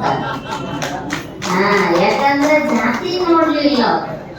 ಸಮಗಾರ ಅನ್ನುವಂತಹ ಜಾತಿ ಅಲ್ಲ, ಸಮತ್ವ ಭಾವನೆಯನ್ನ ಹೊಂದಿರ್ತಕ್ಕಂತಹ ಸಮಗಾರ ಭೀಮಮ್ಮ. ಅಜ್ಜ ಯಾರಿಗಾರ ಬೈಯುವಾಗ ನಿಮ್ಮ ಬಾಯಾಗ ಸಮಗಾರ ಭೀಮವ್ವನ್ ಅಂದು ಬಿಡ್ತಿದ್ರಂತ. ಯಾಕಂದ್ರ ಅಷ್ಟು ಪ್ರೀತಿ ಭೀಮಮ್ಮ ತಾಯಿಯ ಮ್ಯಾಲ. ಆ ತಾಯಿಗೂ ಸದ್ಗುರುನಾಥನ ಮ್ಯಾಲ ಅಷ್ಟೇ ಶ್ರದ್ಧಾ ನಿಷ್ಠೆ ಅನ್ನುವಂಥದ್ದು. ಒಮ್ಮೊಮ್ಮೆ ಭೀಮಮ್ಮ ಅಂತಿದ್ದ, ಒಮ್ಮೆ ಭೀಮವ್ವ ಅಂತಿದ್ದ, ಏ ಭೀಮಿ ಅಂತಿದ್ದಂತ. ಹೆಂಗ ಕರೆದ್ರು ಕೂಡ ಗುರುನಾಥನ ಇವತ್ತು ಹಿಂಗ ಅನ್ನಲ್ಲ ಅಂತ ಎಂದು ಬೇಸರ ಮಾಡ್ಕೊತಿದ್ದಿದ್ದಿಲ್ಲ. ತಾಯಿ ಹೆಂಗ ಮಕ್ಕಳನ್ನು ಕರೆದ್ರು ಪ್ರೀತಿಯಿಂದನೂ ಕರೆದಿರುತ್ತಾರ. ಅಷ್ಟು ನಿರ್ಭರವಾಗಿರ್ತಕ್ಕಂತಹ ಭಕ್ತಿಯಿಂದ ಶರಣಾಗತಿಯನ್ನ ಹೊಂದಿದ್ರ ಗುರುವಿನ ಕೃಪಾ ನಮ್ಮ ಮೇಲೆ ಆಗುತ್ತೆ. ಬಹಳ ಮಂದಿ ಬರ್ತಿದ್ರ ನಾಗೇಂದ್ರಜ್ಜನ ಹತ್ರ, ಯಾಕಂದ್ರೆ ಅವನ ಸಿದ್ಧಿಗಳನ್ನ ನೋಡಿ ಅವ ಚರ ನೈಕಿ ಬಿಟ್ರೆ ಎಂಥ ಮುಂದಿದ್ರು ಆರಾಮಾಗ್ತಿದ್ದು ಅಂತ. ಅದಕ್ಕೆ ನಾವು ಒಂದಿಷ್ಟು ಶಿಷ್ಯತ್ವ ವಹಿಸಬೇಕು ಅಂತ. ಯಪ್ಪ ನಮಗೂ ದೀಕ್ಷಾ ಕೊಡ್ರಿ ಆಯ್ತು ಅಂತ ಮಠದ ಮುಂದೆ ಹುಲ್ಲಿನ ಬಣವಿ ಒಟ್ಟಿ ಹುಲ್ಲಿನ ಬಣವಿ ಮ್ಯಾಲ ಕುಂದರ್ಸ್ತಿದ್ನಂತ. ಯಾರ ದೀಕ್ಷಾ ಕೇಳಾಕ ಬಂದ್ರ ಅವ್ರಂತಿದ್ರು ಎಲ್ಲಾ ಸ್ವಾಮಿಗಳು ಕೋಲ್ಯಾಗ ಕರ್ಕೊಂಡು ಹೋಗಿ ಪೂಜಾ ಕೋಲಿ ಒಳಗ ದೀಕ್ಷಾ ಕೊಡ್ತಾರೋ, ನಮ್ ನಾಗೇಂದ್ರಜ್ಜೆ ಅಂಗಳದಾಗ ಹುಲ್ಲಿನ ಬಣವಿ ಮ್ಯಾಲ ದೀಕ್ಷಾ ಕೊಡ್ತಾನಲ್ಲ ಅಂತ. ಯಪ್ಪ ಅಂದ್ರು, ಏನಿಲ್ಲ ಅಲ್ಲೇ ಕುಂದರ್ರಿ ಕೊಡ್ತೀನಿ ಅಂತಿದ್ನಂತ. ಅಂದ್ರೆ ದಿನ ತಗೊಂಡ್ ಕೆಳಗ ಉರಿ ಹಚ್ಚಿ ಬಿಡ್ತಿದ್ರು ಬಣವಿಗೆ. ಮತ್ತೆ ಯಾರು ನಿಂದಿರ್ತಾರೆ ಅವ್ರಂದ್ರಂತ, ನೀನು ಬೇಡ, ನಿನ್ನ ದೀಕ್ಷಾ ಮೋಕ್ಷನೂ ಬೇಡ, ನಾವು ಬರ್ತೀವಿ ಅಂತ ಓಡ್ ಹೋಗಿ ಬಿಡ್ತಿದ್ರಂತ. ಗುರುವಿನ ಮೇಲೆ ಕೊಲ್ಲು ತಾಯಿ ನಿನ್ನ ಧರ್ಮ ಅಂತ ಇದ್ದು ಬಿಟ್ರ ಹೆಂಗಾರ ಮಾಡಿ ರಕ್ಷಣೆ ಮಾಡ್ತಾನ.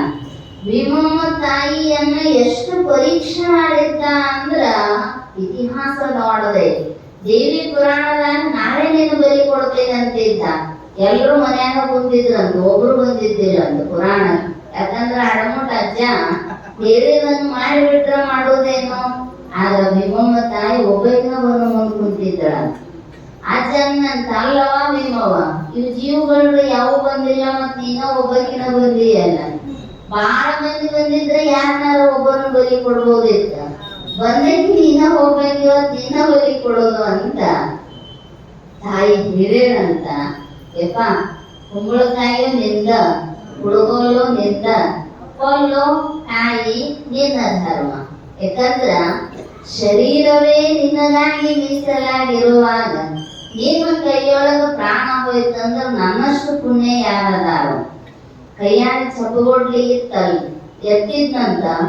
ಎಲ್ಲಾರು ಅವ್ರವ್ರ ಮನಿ ಬಾಗಿಲದಾಗ ಕಿಟಕಿ ಹಗರ್ಗ ತೆಗೆದ್ ನೋಡಾಕತ್ತಿದ್ರ. ಆ ದೇವಿ ಪುರಾಣದ ಶುಂಭ ಉದಯ ಸನ್ನಿವೇಶ ಬಂದಾಗ ಅಜ್ಜ ಜೋರು ಧ್ವನಿ ಮಾಡಿ ಓದಾಕತ್ತಿದ್ದ. ಹಗರ್ಗ ಕಿಟಕಿ ತೆಗೆದ್ ನೋಡಿದ್ರು ಭೀಮವ್ನ ಇವತ್ತು ಬಲಿ ಕೊಡ್ತಾರ, ಸುಳ್ಳ ಹೋಗೈತಂತ. ಕೊಡ್ಲಿ ಕೈ ಎತ್ತೆ ನಡೆದು ಒದೆಗಳಾಗದೇವಿ ಅಂತ ಏನೈತೆ ಅದನ್ನ ಹೇಳ್ಕೊಂತ ಕೊಡ್ಲಿ ಮ್ಯಾಲ ಎತ್ತೆ ಭೀಮಮ್ಮನ ಕೊರಳಿ ಹಾಕಿದ. ಮನ್ಯಾಗಿದ್ದವ್ರೆಲ್ಲ ಚಿಕ್ಕನ ಚೀರಿದ್ರಂತ. ಭೀಮಮ್ಮ ಸುಮ್ಮನೆ ಇದ್ದಳು. ಕೊಡ್ಲಿ ಹೋಗಿ ಹೂವಿನ ಹಾರಾಗಿ ಭೀಮಮ್ಮ ತಾಯಿ ಕೊಳ್ಳಾಗಿದ್ದ. ಮನ್ಯಾಗಿದ್ದು ಮಂದಿ ಅಂತಂತ ಹೂವಿನ ಹಾರ ಹಾಕ್ತಿದ್ರು, ನಾವು ಹೋಗ್ತಿದ್ವಿ. ಅದು ಏನಾಗಿ ಬರ್ತೈತೋ ಗೊತ್ತಿಲ್ಲ. ಆದ್ರ ಗುರುವಿನ ಮೇಲೆ ಶ್ರದ್ಧಾ ಇರಬೇಕು. ಶ್ರೀಗಳು ಅಷ್ಟು ಶ್ರದ್ಧೆ ಗೋವಿಂದ ಭಟ್ಟರ ಮೇಲೆ. ಅದಕ್ಕ ಸಾವನನ್ನ ಸಾಂಬರನ್ನಾಗಿ ತಯಾರು ಮಾಡಿದ್ರು. ಅಷ್ಟು ಹೋಗಿ ದೇವಿ ಪೂಜೆ ಮಾಡಿ ಬಂದ್ರು. ಎಲ್ಲರಿಗೂ ಹೇಳಿದರಂತ, ನನ್ನ ಮಾತನ್ನ ಮೀರದೇ ನಡೆಯುವಂಥವನು ಶರೀಫನೊಬ್ಬನೇ. ಆದ್ದರಿಂದ ನನ್ನೆಲ್ಲ ಅಂತಃಕರಣದ ವಿದ್ಯೆ ಶರೀಫನಿಗೆ ಧಾರೆ ಎರಿತೀನಿ ಅಂತ. ಖಾದರಲಿಂಗರು ಕೂಡ ಬಾಲ್ಯದಲ್ಲಿರುವಾಗ ಆಶೀರ್ವಾದ ಮಾಡಿದ್ರು.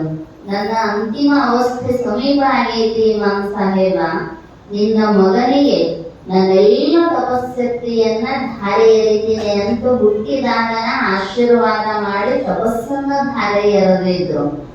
ಈಗ ಗೋವಿಂದ ಭಟ್ಟರು ಶಿಕ್ಷಾ ರೂಪದೊಳಗ ವಿದ್ಯೆಯನ್ನ ಕೊಡುವಂತಹ ರೂಪದೊಳಗ ತಮ್ಮೆಲ್ಲ ವಿದ್ಯೆಯನ್ನ ಶರೀಫರಿಗೆ ಧಾರೆ ಎರೆದರು. ಶಿಕ್ಷಣ ಮುಗೀತು.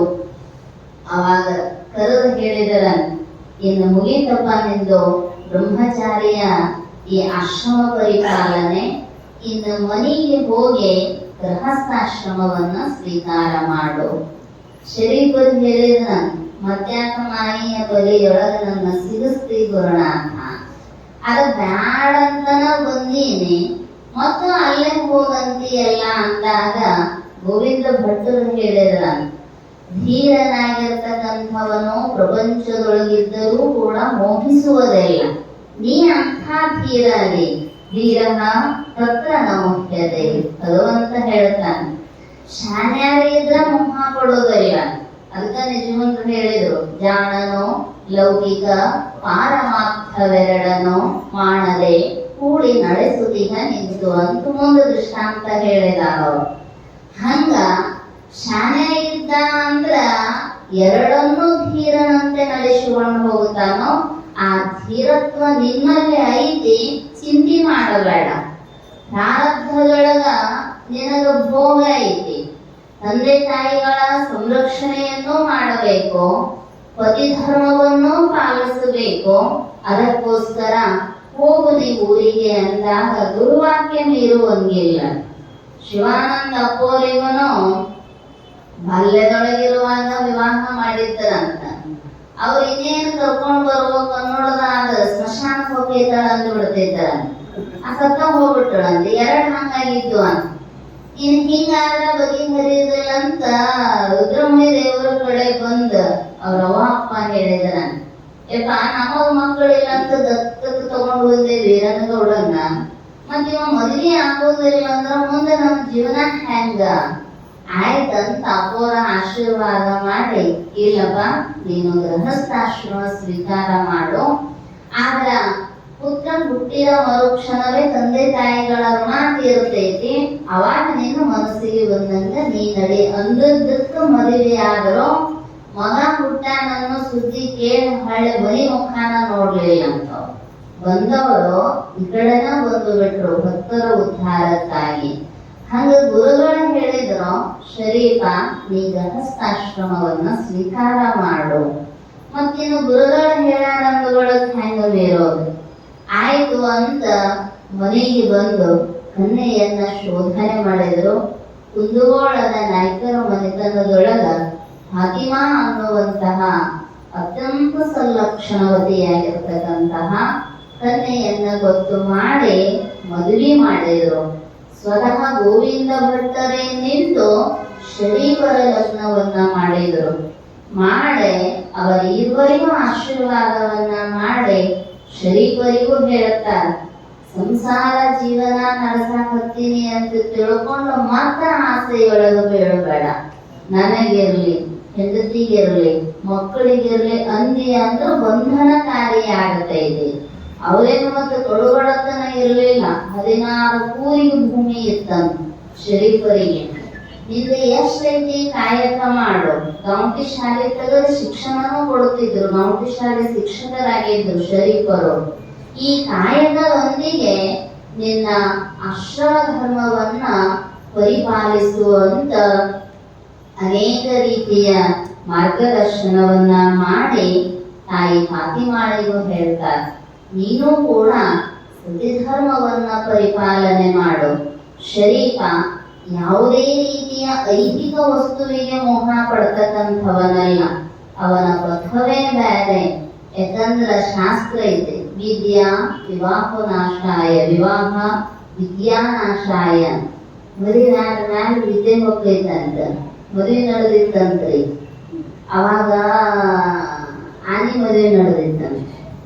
ಇಲ್ಲಿ ಅಳಾಕತ್ತಂತ ನೋಡಿ ಕೇಳತ್ತು. ಹುಲಿ ಕೇಳತ್ತಂತ, ಅಣ್ಣ ಅದರ ಮದುವೆ ನಡೆದ್ರೆ ನೀ ಯಾಕೆ ಅಳಾಕತ್ತಿ ಅಂದ್ರು. ಅದು ಹೇಳ್ತಂತ, ಮದುವೆ ಆಗೋಕಿನ ಮುಂಚೆ ನಾನು ಆನೆ ಅಂದ ಇದ್ನಿ, ಮದುವೆ ಆದ್ಮೇಲೆ ಹಿಂಗಾಗೈತಿ ಪರಿಸ್ಥಿತಿ. ಅದಕ್ಕ ಅದನ್ನ ನೆನೆಸ್ಕೊಂಡು ನನಗೆ ಒಳಬರ ಆಗ್ತೈತಿ ಅಂದ್ರಂತ. ಅದಾಕ ಒಂದೊಂದು ಸಲ. ಯಾಕಂದ್ರ ಕಟ್ಕೊಂಡು ಬಂದ ಮ್ಯಾಲ ಅದ ಸರಿಯಾಗಿ ನಡೀತು ಅಂದ್ರ ನಡೀತರಿ. ಅದಕ್ಕೆ ಹೇಳಿದಂತ ಗೋಳಿಕೊಪ್ಪ ರಾಜ ತಂದು ಬಂದು ಹಾಕಿದ್ರ ನಿಂದ ಚಂದ, ತೊಂದ್ರಿ ಬಂದ್ರ ನಂದ ಚಂದ ಅಂತ. ಎಲ್ಲಾ ಕೈ ಚಂದಂಗೆ ನಡೆಯುವಾಗ ಪ್ರಪಂಚ ಬಹಳ ಚಂದ ಇರ್ತೈತ್ರಿ. ಕೈ ಕಟ್ಟಾಯ್ತು ಅಂದ್ರ ಯಾಕೆ ಕಟ್ಕೊಂಡಿದೆ ನನ್ನ ಅನ್ನೋ ಪರಿಸ್ಥಿತಿಗೆ ಬಂದು ಬಿಡತೈತಿ. ಆದ್ರ ಶರೀಫರಿಗೆ ಧರ್ಮಪತ್ನಿಯಾಗಿ ಬಂದಿರತಕ್ಕಂತಹ ಫಾತಿಮಾ ತಾಯಿ ಅಷ್ಟೇ ಹಜ್ಜುಮ ಅತ್ತೆಯಂತೆಯೇ ಸದ್ಗೃಹಿಣಿಯಾಗಿದ್ದಳು. ಆದರೂ ಗೋವಿಂದ ಭಟ್ರು ಕಿವಿ ಮಾತು ಹೇಳಿದರು, ನಿನ್ನ ಗಂಡ ಅಧ್ಯಾತ್ಮ ಸಾಧಕ, ಅವನ ಸಾಧನೆಗೆ ತೊಂದರೆಯಾಗದ ರೀತಿಯೊಳಗ ನಿನ್ನ ಸತಿಧರ್ಮವನ್ನ ಪರಿಪಾಲನೆ ಮಾಡು, ಅತ್ತೆ ಮಾವಂದಿರ ಸೇವೆಯನ್ನ ಮಾಡು. ಯಾಕಂದ್ರೆ ಅವರು ಅವ್ವ ಅಪ್ಪ ನಿನಗೀಗ ಇಲ್ಲಿ ಕುಂತುಕೊಂಡು ಊರಾನ ಅವ್ವ ಅಪ್ಪನ ನೆನೆಸುವಂಗಿಲ್ಲ. ತಂದೆ ತಾಯಿಗಳಂತೆ ಅತ್ತೆ ಮಾವಂದಿರ ಸೇವಾ ಮಾಡು, ಪತಿಯೇ ಪರದೈವ ಎನ್ನುವಂತೆ ಶರೀಫನ ಸೇವಾ ಮಾಡುತ್ತಾಯಿ, ನಿನ್ನ ಜೀವನ ಧನ್ಯ ಆಗ್ತೈತಿ ಅಂತ ಹೇಳಿದ್ರು. ಅಷ್ಟೇ ಸದ್ಗೃಹಿಣಿಯಾಗಿ ಅತ್ತಿಯ ಮ್ಯಾಲ ಎಷ್ಟು ಪ್ರೀತಿ ಇದ್ದಳು ಅಂದ್ರ ನಮ್ಮಂದಿನ ಇರ್ತೈತ್ರಿ. ಯಾರ ಅತ್ತಿ ಕಾಶಿಗೆ ಹೋಗಿದ್ದಾಳ, ಹೋಗಿ ಬರುವಾಗ ಕಾಲು ಜಾರಿ ಗಂಗೆಯೊಳಗ ಶಿವಾಯ ನಮ ಇಲ್ಲಿ ಸೊಸಿ ಹಾಡಾಡ್ಕೊಂಡು ಅಳಾಕತ್ತೇಳ ಅಂತ. ಯಾಕೆ ಏನಾಯ್ತು? ನಮ್ಮ ಅತ್ತಿ ಕಾಶಿ ಯಾತ್ರೆಗೆ ಹೋಗಿದ್ದಳು, ಅಲ್ಲೇ ಶಿವನ ಪಾದ ಸೇರಿದಳು ಅಂತ. ಈ ಬಂದು ಸೊಸಿ ಕೇಳಂತ, ನಿಮ್ಮ ಅತ್ತೆ ಕಾಶಿ ಕಳ್ಸಕ್ ಏನ್ ಪ್ಲಾನ್ ಮಾಡಿದ್ರಿ? ನನಗೆ ಹೇಳೋ ಭಾಳ ಆಟ ಆಗೈತೆ ಅತ್ತಿದು ಅಂತ. ಯಾಕಂದ್ರ ಅತ್ತಿ ಅನ್ನೋ ಶಬ್ದವೇ ಅತ್ತೆಗಿರ್ತಾರ. ಅವ್ರ ಅತ್ತಿ ಕೈಯಾಗ ಅವ್ರ ಕಾಡಿಸ್ಕೊಂಡ ಅತ್ತೆಗಿರ್ತಾರಂತ ಅದಕ್ಕ ನಿಮ್ಮನ್ನ ಅಳಸ್ತಾರ. ಬಹುಶಃ ಇಲ್ಲೇ ಹಂಗಿಲ್ಲ, ಅತ್ತಿ ಸುಸಿ ಕೂಡ ಬರ್ತೀರಂತ ಕಾಣ್ತೈತಿ ಪ್ರವಚನಕ್ಕ. ಅಂದ್ರ ಹೆಂಗಿರಬೇಕು? ತನ್ನಂಗ ತನ್ನ ಮಗನಾಂಗ ನೋಡಿದರ ಕನ್ನ ಮುಂದಾದ ಕೈಲಾಸ. ಗೃಹಸ್ಥ ಧರ್ಮದೊಳಗ ಬರೋವನ ಒಂದಿಷ್ಟು ಅವರ ಪ್ರೀತಿ, ವಾತ್ಸಲ್ಯ, ಮಾಧುರ್ಯತೆ ಎನ್ನುವಂಥದ್ದು ಇತ್ತು ಅಂದ್ರ ಸಂಸಾರದಿಂದಲೇ ಸದ್ಗತಿಯನ್ನ ಹೊಂದೋದಕ್ಕೆ ಸಾಧ್ಯ ಇದೆ. ಮತ್ತು ಬೇರೆ ಬೇರೆ ಅನ್ನುವ ಭಾವ ಬಂತು ಅಂದ್ರ ಅಲ್ಲಿ ನೆಮ್ಮದಿ ಇರುವುದಿಲ್ಲ. ಮಗಳಂಗ ತಿಳ್ಕೊಂಡು ಬಿಟ್ಟ, ಮಗಳೇನು ತಪ್ಪು ಮಾಡಿರ್ತಾಳೋ ಕ್ಷಮಾ ಮಾಡುತ್ತೀವಿ. ಸುಸಿ ತಪ್ಪು ಮಾಡಿದ್ರೆ ಯಾಕೆ ಎದ್ದು ಕಾಣ್ತೈತ್ರಿ? ಹಂಗ ಕಾಣಬಾರದು. ಮಗಳಂತೆ ನೀವು ಕಂಡ್ರೆ ಅಂದ್ರ ಅವನಂಗ ಅವರು ಕಾಣುತ್ತಾರ, ಅವನಂಗ ನೀವು ಕಂಡ್ರೆ ಅಂದ್ರ ಮಗಳಂಗ ಅವರು ಕಾಣುತ್ತಾರೆ. ಇಬ್ಬರ ಹತ್ರನೂ ಸಾಮರಸ್ಯ ಭಾವ ಇರಬೇಕು. ಹಜ್ಜುಮಾ ತಾಯಿ ಅಂತೂ ಮಾತೃ ಸ್ವರೂಪಿಣಿಯೇ, ಆದ್ರೆ ಫಾತಿಮಾ ತಾಯಿಯೂ ಕೂಡ ಅಷ್ಟೇ ಸಂಸ್ಕೃತ ಮನೆತನದಿಂದ ಬಂದಿದ್ದಳು. ಶರೀಫರ ಕೀರ್ತಿ ವಾರ್ತೆಯನ್ನ ಕೇಳಿದ್ದಳು. ಗೋವಿಂದ ಭಟ್ಟರ ಆಶೀರ್ವಾದದೊಂದಿಗೆ ಅವರ ಶುಭ ನುಡಿಗಳನ್ನ ಆಚರಣೆಯೊಳಗೆ ತಂದುಕೊಂಡಳು. ಹೇಳಿದರು ಅವರು, ಪ್ರತಿನಿತ್ಯವೂ ಅತಿಥಿ ಸತ್ಕಾರ ನಡೆಯಬೇಕು. ಏನಿ ಬಂದಿರಿ, ಹದುಳವಿದ್ದೀರಿ ಎಂದಡೆ ನಿಮ್ಮ ಮೈಸಿರಿ ಹಾರಿ ಹೋಗುವುದೇ. ಮನೆಗೆ ಬಂದವರಿಗೆ ಈಗ ಬಂದ್ರ ಬರ್ರಿ ಅಂದ್ರೆ ಎಷ್ಟ್ ಆನಂದ ಆಗ್ತೈತ್ರಿ. ಇವ್ರ ಯಾಕೆ ಬಂದಾರ ಅನ್ನೋವಾಗ ಮಖ ಉಬ್ಬಿಸ್ಕೊಂಡ್ ಕುಂತು ಬಿಟ್ರ ಯಾರು ಬರ್ತಾರೆ? ಸಿರಿ ಸಿರಿ ಮಾಡೋದು ನೋಡ್ರ ಮನೆ ಮುಂದೆ ನಾಯಿನ ಕಾಯುದಿಲ್ಲ, ಇನ್ನು ಮನುಷ್ಯರ ಹೆಂಗ್ ಬರ್ತಾರೆ ಹೇಳ್ರಿ? ಅದಕ್ಕೆ ಹೇಳಿದ್ರು ಅವರು, ಕುಳ್ಳಿರಿ ಎಂದಡೆ ನೆಲ ಕುಳಿ ಬೀಳುವುದೇ. ಮನೆಗೆ ಬಂದವರಿಗೆ ಕುಂದರ್ರಿ ಅಂದ್ರೆ ನಿಮ್ ಮನೆ ಏನ್ ಕುಸಿದ್ ಹೋಗ್ತೇನೋ ಅಂತ ಕೇಳಿದರು ಬಸವಣ್ಣನವರು. ಒಡನೆ ನುಡಿದೊಡೆ ಶಿರಹೊಟ್ಟೆ ಒಡೆಯುವುದೇ. ಬರ್ರಿ ಅಂತ ಪಟ್ನ ಬಾಗಿಲಿಗೆ ಬಂದವರಿಗೆ ಕರೆದು ಕೂಡಲೇ ನಿಮ್ ತಲೆ ಹೊಟ್ಟಿ ಏನಾರ ಒಡ ಹೋಗ್ತೈತೇನೋ ಅಂತ. ಅದಕ್ಕೆ ಕೊಡಲಿಲ್ಲದಿದ್ದೊಡೆ ಗುಣವಿಲ್ಲದಿದ್ದೊಡೆ, ಕೊಡಲಿಲ್ಲದಿದ್ದಳೊಂದು ಗುಣವಿಲ್ಲದಿದ್ದೊಡೆ, ಮೂಗ ಕೊಯ್ವದ ಮಾಡ್ಬನೇ ಕೂಡಲ ಸಂಗಮ ದೈವ. ಯಾಕಂದ್ರೆ ನಾವು ಗೃಹಸ್ಥರಂತ ಒಳಗ ಗೃಹಸ್ಥಾಶ್ರಮ ಸ್ವೀಕಾರ ಮಾಡಬೇಕು ಅಂತ ಗೋವಿಂದ ಭಟ್ರು ಹೇಳಿದ್ರು. ಸಾಕ್ಷಾತ್ ಯಮಧರ್ಮನಿಗೆ ಪತ್ನಿಯಾದ ಶ್ಯಾಮಲಾದೇವಿ ಗೃಹಸ್ಥ ಧರ್ಮ ಉಪದೇಶ ಮಾಡಿದಳು. 3 ದಿನ ಬಂದು ಬಾಗ್ಲಾಡ್ತಿದ್ದ ನಚಿಕೇತ, ಎಲ್ಲೋ ಹೋಗಿದ್ದ. ಬಂದ ಕೂಡಲೇ ಹೇಳಿದಳು, ಅತಿಥಿಗಳು ಅಗ್ನಿಯ ಸ್ವರೂಪದಿಂದ ಮನೆಗೆ ಬಂದಿರ್ತಾರೆ. ಯಾಕಂದ್ರೆ ಬಂದವರಿಗೆ ಪಾದಕ್ಕೆ ನೀರು ಕೊಡೋದು ಯಾಕ ಅಂದ್ರ ಅಗ್ನಿಯನ್ನ ಶಮನ ಮಾಡುವ ಸಲುವಾಗಿ. ಪಾದ್ಯ, ಅರ್ಘ್ಯ, ಅಚಮನ, ಕಾಲಿಗೆ ನೀರು, ಕೈಯಿಗೆ ನೀರು, ಮುಖ ತೊಳ್ಕೊಳಕ ನೀರು. ಇದರಿಂದ ಅಗ್ನಿ ದೇವತೆ ಶಾಂತವಾಗಿ ಒಳಗೆ ಬರ್ತಾಳ. ಹೇಳಿಳು ಶ್ಯಾಮಲಾ ತಾಯಿ, 3 ದಿನ ಆಯ್ತು ನಮ್ಮ ಮನೆ ಬಾಗಿಲುಗಳ ಒಂದು ತೊಟ್ಟು ನೀರು ಕುಡಿಲಾರದ ಕಾಯ್ದಾನೋ ನಾವು ಗೃಹಸ್ಥರು. ಈ ಯಮಧರ್ಮನೇ ಇರಬಹುದು, ಎಲ್ಲರ ಪ್ರಾಣಗಳನ್ನ ಹರಣ ಮಾಡುವವನೇ ಇರಬಹುದು. ಆದ್ರೆ ನೀನೊಬ್ಬ ಗೃಹಸ್ಥ. ಅದಕ್ಕ ಗೃಹಸ್ಥ ಧರ್ಮದಂತೆ ಅತಿಥಿಯ ಸತ್ಕಾರ ನಮ್ಮ ಆದ್ಯ ಕರ್ತವ್ಯ. ನಾ ಎಲ್ಲ ಹಾಳ ಕರದ್ನಿ ಒಳಗ, ಆದ್ರ ಮನ್ಯಾಗ ಯಜಮಾನ ನೀ ಇರಲಾರ್ದಕ್ಕ ಬಂದಿಲ್ಲ ಅವರು. ಅದಕ್ಕೆ ಅವನಿಗೆ 3 ವರ ಕೊಟ್ಟು ಶಾಂತ ಮಾಡಿ ಆಮೇಲೆ ಮಾತಾಡುವ ಅಂತ. ಸಾಕ್ಷಾತ್ ಯಮಧರ್ಮನೇ ಗೃಹಸ್ಥ ಧರ್ಮ ಪಾಲಿಸುವಾಗ ಇನ್ನು ನಾವೆಲ್ಲರೂ ಅವನ ಬಾಯಿಯೊಳಗೆ ದಿನನಿತ್ಯವೂ ಹೋಗೋರು, ಮತ್ ನಾವು ಪರಿಪಾಲಿಸಬೇಕಲ್ಲ. ಅದಕ್ಕೆ ಹಜ್ಜು ಫಾತಿಮಾ ತಾಯಿಗೆ ಗೋವಿಂದ ಭಟ್ರು ಹೇಳಿದರು, ನೀವಿರುವರೂ ಕೂಡ ಅಧ್ಯಾತ್ಮ ಪಥಸಾಧಕರಾಗಬೇಕು. ಅವರಿಗೆ ಯಾವುದೇ ರೀತಿಯ ಸಾಧನೆಯೊಳಗ ಕೊರತೆಯಾಗದ ರೀತಿಯೊಳಗ ನಡೆಸಿಕೊಂಡು ಹೋಗ್ತಕ್ಕಂಥದ್ದು ನಿನ್ನ ಆದ್ಯ ಕರ್ತವ್ಯ ಅಂತ ಉಪದೇಶ ಮಾಡಿದರು. ಶ್ರೀಬರಿಗೂ ಉಪದೇಶ ಮಾಡಿ ಧನ್ಯ ಗೃಹಸ್ಥಾಶ್ರಮಿಗಳಾಗಿ ಬಾಳ್ರಿ, ಸತಿಪತಿಗಳೊಂದಾಗಿ ಭಗವಂತನ ಪದ ತಲಕ ಹೊಂದುವಂತಹ ಕಾರ್ಯ ನಿಮ್ಮಿಂದ ನಡೀಲಿ.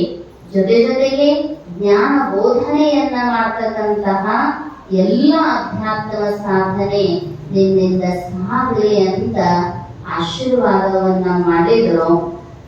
ಒಳ್ಳೆ ಕಳಸಾಕು ಬಂದಾಗ ಹಾಡಿದ್ರು, ಅಳಬೇಡ ತಂಗಿ ಅಳಬೇಡ, ನಿನ್ನ ಕಳುಹ ಬಂದವರಿಲ್ಲಿ ಉಳವಿ ಕೊಂಬುವರಿಲ್ಲ. ಕಡಗೀರೆ ಉಳಿಯಕ್ಕೆ ಹಾಕುವರವ್ವ, ದುಡುಕೀರೆ ಮುಂದಕ್ಕ ದುಡುವರವ್ವ. ಎಲ್ಲ ಯಾರ್ಯಾರ ಗಂಧನ ಮನೆಗೆ ಹೋಗ್ತಾರೋ ಅವರಿಗೆಲ್ಲರಿಗೂ ಅನ್ವಯವಾಗುವಂತಹ ಮಾತು. ಭಾಳ ಅಳತಿರ್ತಾರ. ಈಗ ಹೋಗೈತ್ರಿ ಅಳು ಹೋಗೈತಿಲ್ಲ. ಮತ್ತ ಅವಾಗ ಏನ ರಾಮ ರಗಳಿ ಹಿಡಿಸ್ತಿದ್ರು ನೋಡ್ಬೇಕು. ಮುದುಕರಾದ್ರೂ ತವ್ರ ಮನೆಗೆ ಬಂದಾಗ ಹೋಗುವಾಗ ಹತ್ತ ಬಿಡ್ತಿದ್ರಿ. ಹೌದ್ರಿ, ನೀವು ಈಗ ಮುದುಕರು ಅವಾಗ ಮಾತ್ರ ಅಳ್ತೀರಿ. ಈಗಿನ ಹುಡುಗರಿ ಗಂಡನ ಮನೆಗೆ ಹೋಗುವಾಗ ಅಳೋದಿಲ್ಲ. ಕೇಳಿದ್ರ ಅಂತ ಯಾಕೆ ಅಳೋದಿಲ್ಲ ಅಂತ ಹೇಳಿ, ನಾನ್ ಮೇಕಪ್ ಹೋಗೈತ್ರಿ ಯಾಕಂದ್ರ ನೀನ ಒಂದಿಷ್ಟು ಬಾಂಧವ್ಯ ಮತ್ ಹಂಗಾರ ಅವ್ರು ನಿರ್ಮೋಹಿಗಳಾಗ್ಯಾರ ಅಂತ ಮತ್ ಹಿಂಗ ಅಲ್ಲದೆ ಅದ ಮೋಹ ಬಿಟ್ಟಾರ ಅದಕ್ಕೆ ಅಳುವುದಿಲ್ಲ ಅಂತ ಅಲ್ಲ. ಅಷ್ಟು ಬಾಂಧವ್ಯಗಳು ಅಂತಃಕರಣೆಗಳು ಭಾಳ ಪರಿಚ್ಛಿನ್ನ ಆಗಕತ್ತಾವ. ಅವು ಶಾಶ್ವತವಾಗಿ ಉಳ್ಕೊಳ್ಳೋದಿಲ್ಲ. ಆದ್ರೂ ಬರುವಾಗನು ಒಬ್ಬರ, ಹೋಗುವಾಗನು ಒಬ್ಬರ. ಹುಟ್ಟಿದಾಗ ಏನು ಸಂಭ್ರಮ ಪಡ್ತಕ್ಕಂಥವರು ಸತ್ತಾಗನು ಒಂದು 4 ಕಣ್ಣೀರು ಹಾಕಬಹುದೇ ಹೊರತು ನೀನೊಬ್ಬಳೇ ನಿನ್ನ ದಾರಿಯೊಳಗ ಅಂತ ಉಪದೇಶಕರವಾಗಿರ್ತಕ್ಕಂತಹ ಮಾತು. ಅಷ್ಟೇ ಹೇಳಿ ಫಾತಿಮಾ ತಾಯಿಯೊಡನೆ ಆದರ್ಶ ರೂಪವಾದ ಗೃಹಸ್ಥಾಶ್ರಮವನ್ನ ಕಪಟ ರಹಿತವಾಗಿ ಸಾಗಿಸ್ತಾ ಅನೇಕ ಜನ ತಮ್ಮ ಸಮೀಪಕ್ಕೆ ಬಂದವರಿಗೆ ಒಂದಿಷ್ಟು ಔಷಧೋಪಚಾರಗಳನ್ನು ಮಾಡ್ತಿದ್ರು. ತಂದೆಯ ವೃತ್ತಿಯನ್ನ ಏನು ಭವರೋಗಕ್ಕೂ ಭಿಷಜ ರೂಪನಾಗಿ ಅಧ್ಯಾತ್ಮ ಬೋಧನೆಯ ಔಷಧಿಯನ್ನ ಅವರಿಗೂ ಕೊಟ್ಟು ಉದ್ಧಾರ ಮಾಡ್ತಿದ್ರು. ಭುಕ್ತಿ ಮುಕ್ತಿಗಳ ಸೈಕೋರಿಬ ಭಕ್ತವತ್ಸಲ ಶಿವಾನಂದ ಅನ್ನುವಂತೆ ಭೋಗ ಮೋಕ್ಷಗಳೆರಡರ ಸಾಧನೆಯನ್ನ ಮಾಡ್ತಾ ಶರೀಫರ ಜೀವನ ಅವ್ಯಾಹತವಾಗಿ ನಡೀತಾ ಇದೆ. ಅನೇಕ ಜನ ಬರ್ತಾರೆ, ದಾಂಭಿಕರು ಬರ್ತಾರೋ, ದೈಹಿಕರು ಬರ್ತಾರೋ, ಎಲ್ಲರನ್ನ ಉಪದೇಶ ಮಾಡಿ ಸನ್ಮಾರ್ಗಗಳು ನಡೆಸ್ತಕ್ಕಂತಹ ಮಹಾಕಾರಣಿಕ ಪುರುಷ, ಭಾವೈಕ್ಯತೆಯ ಹರಿಕಾರ ಸಂತ ಶರೀಫರ ಜೀವನ. ಇನ್ನೂ ಬಹಳಷ್ಟದ ಲೀಲೆಗಳು. ಪುರಾಣ ಅಂದ್ರನ ಮುಗಿಲಾರಂತತಿ. ಯಾಕಂದ್ರ ಪುರಾಣ ಅಂತ ಅಂತ ಹೌದಲ್ವೇ? ತೆಗೆದರೆ ತಮ್ಮಯ ಪುರಾಣಗಳ ಅಂದ್ರಿಂದ ಹಿಂದೆ ರಾಕ್ಷಸರ ಸಂಹಾರ ಮಾಡಿದ್ರು ಮತ್ತು ಬಂದ್ರು. ಹಾಗ ಪುರಾಣ ಎಷ್ಟು ಅವಸರ ಮಾಡಿ 2 ತಾಸು ಹೇಳಿದ್ರು ಅದೇನು ಮುಗಿಯೋದಲ್ಲ. ಯಾಕಂದ್ರೆ ಹೊಸ ಹೊಸ ಚರಿತ್ರೆಗಳೇ ಮತ್ತು ಉತ್ಪನ್ನ ಆಗತ್ತಾವ. ಮುಗಿಸಾಕ ಸಾಧ್ಯನೇ ಇಲ್ಲ. ಆದ್ರ ಎಷ್ಟು ಸಾಧ್ಯ ಐತೋ ನಮ್ಮ ಬುದ್ಧಿಗೆ ತಿಳಿದಷ್ಟು ನಿಮಗೆ ಹಿಡಿಯುವಷ್ಟು ಚಿಂತನೆ ಮಾಡೋದು ಇಷ್ಟ ಕೆಲಸವೇ ಹೊರತು ಮುಗಿಬೇಕ್ರಿ ಅಂದ್ರ ನಾನಂತೂ ಎಲ್ಲಿ ಮುಗಿಸಿಲ್ಲ. 1.5 ತಿಂಗಳು ಹೇಳಿದ್ರು ಮುಗಿದಿಲ್ಲ. ಮತ್ತೆ 25 ದಿನ ಹ್ಯಾಂಗ್ ಮುಗಿತೈತಿ? ಯಾಕಂದ್ರ ಮಹಾತ್ಮರ ಚರಿತ್ರೆ ಅದು ಅಪರಿಮಿತ. ಪ್ರತಿ ಹೇಳಿದ್ರೆ 30 ತಾಸ್ನಾಗ ಮುಗಿತೈತಿ ಇಲ್ರಿ? ಏಕ ಓದಿದ್ವಿ ಅಂದ್ರೆ 2 ದಿನದಾಗ ಜೈ ಹಿಂದ್. ಹಂಗಿಲ್ಲಲ್ಲ.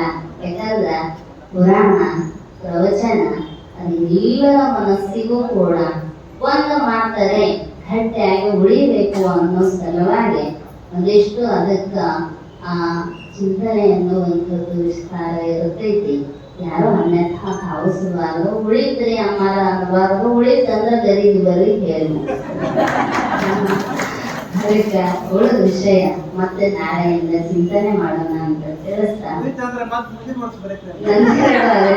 ಅಪರೂಪ ಪುಷ್ಪಗಳನ್ನ ಸದ್ಗುರು ಚರಣಾರವಿಂದಕ್ಕೆ ಸಮರ್ಪಿಸಿ ಹಲವು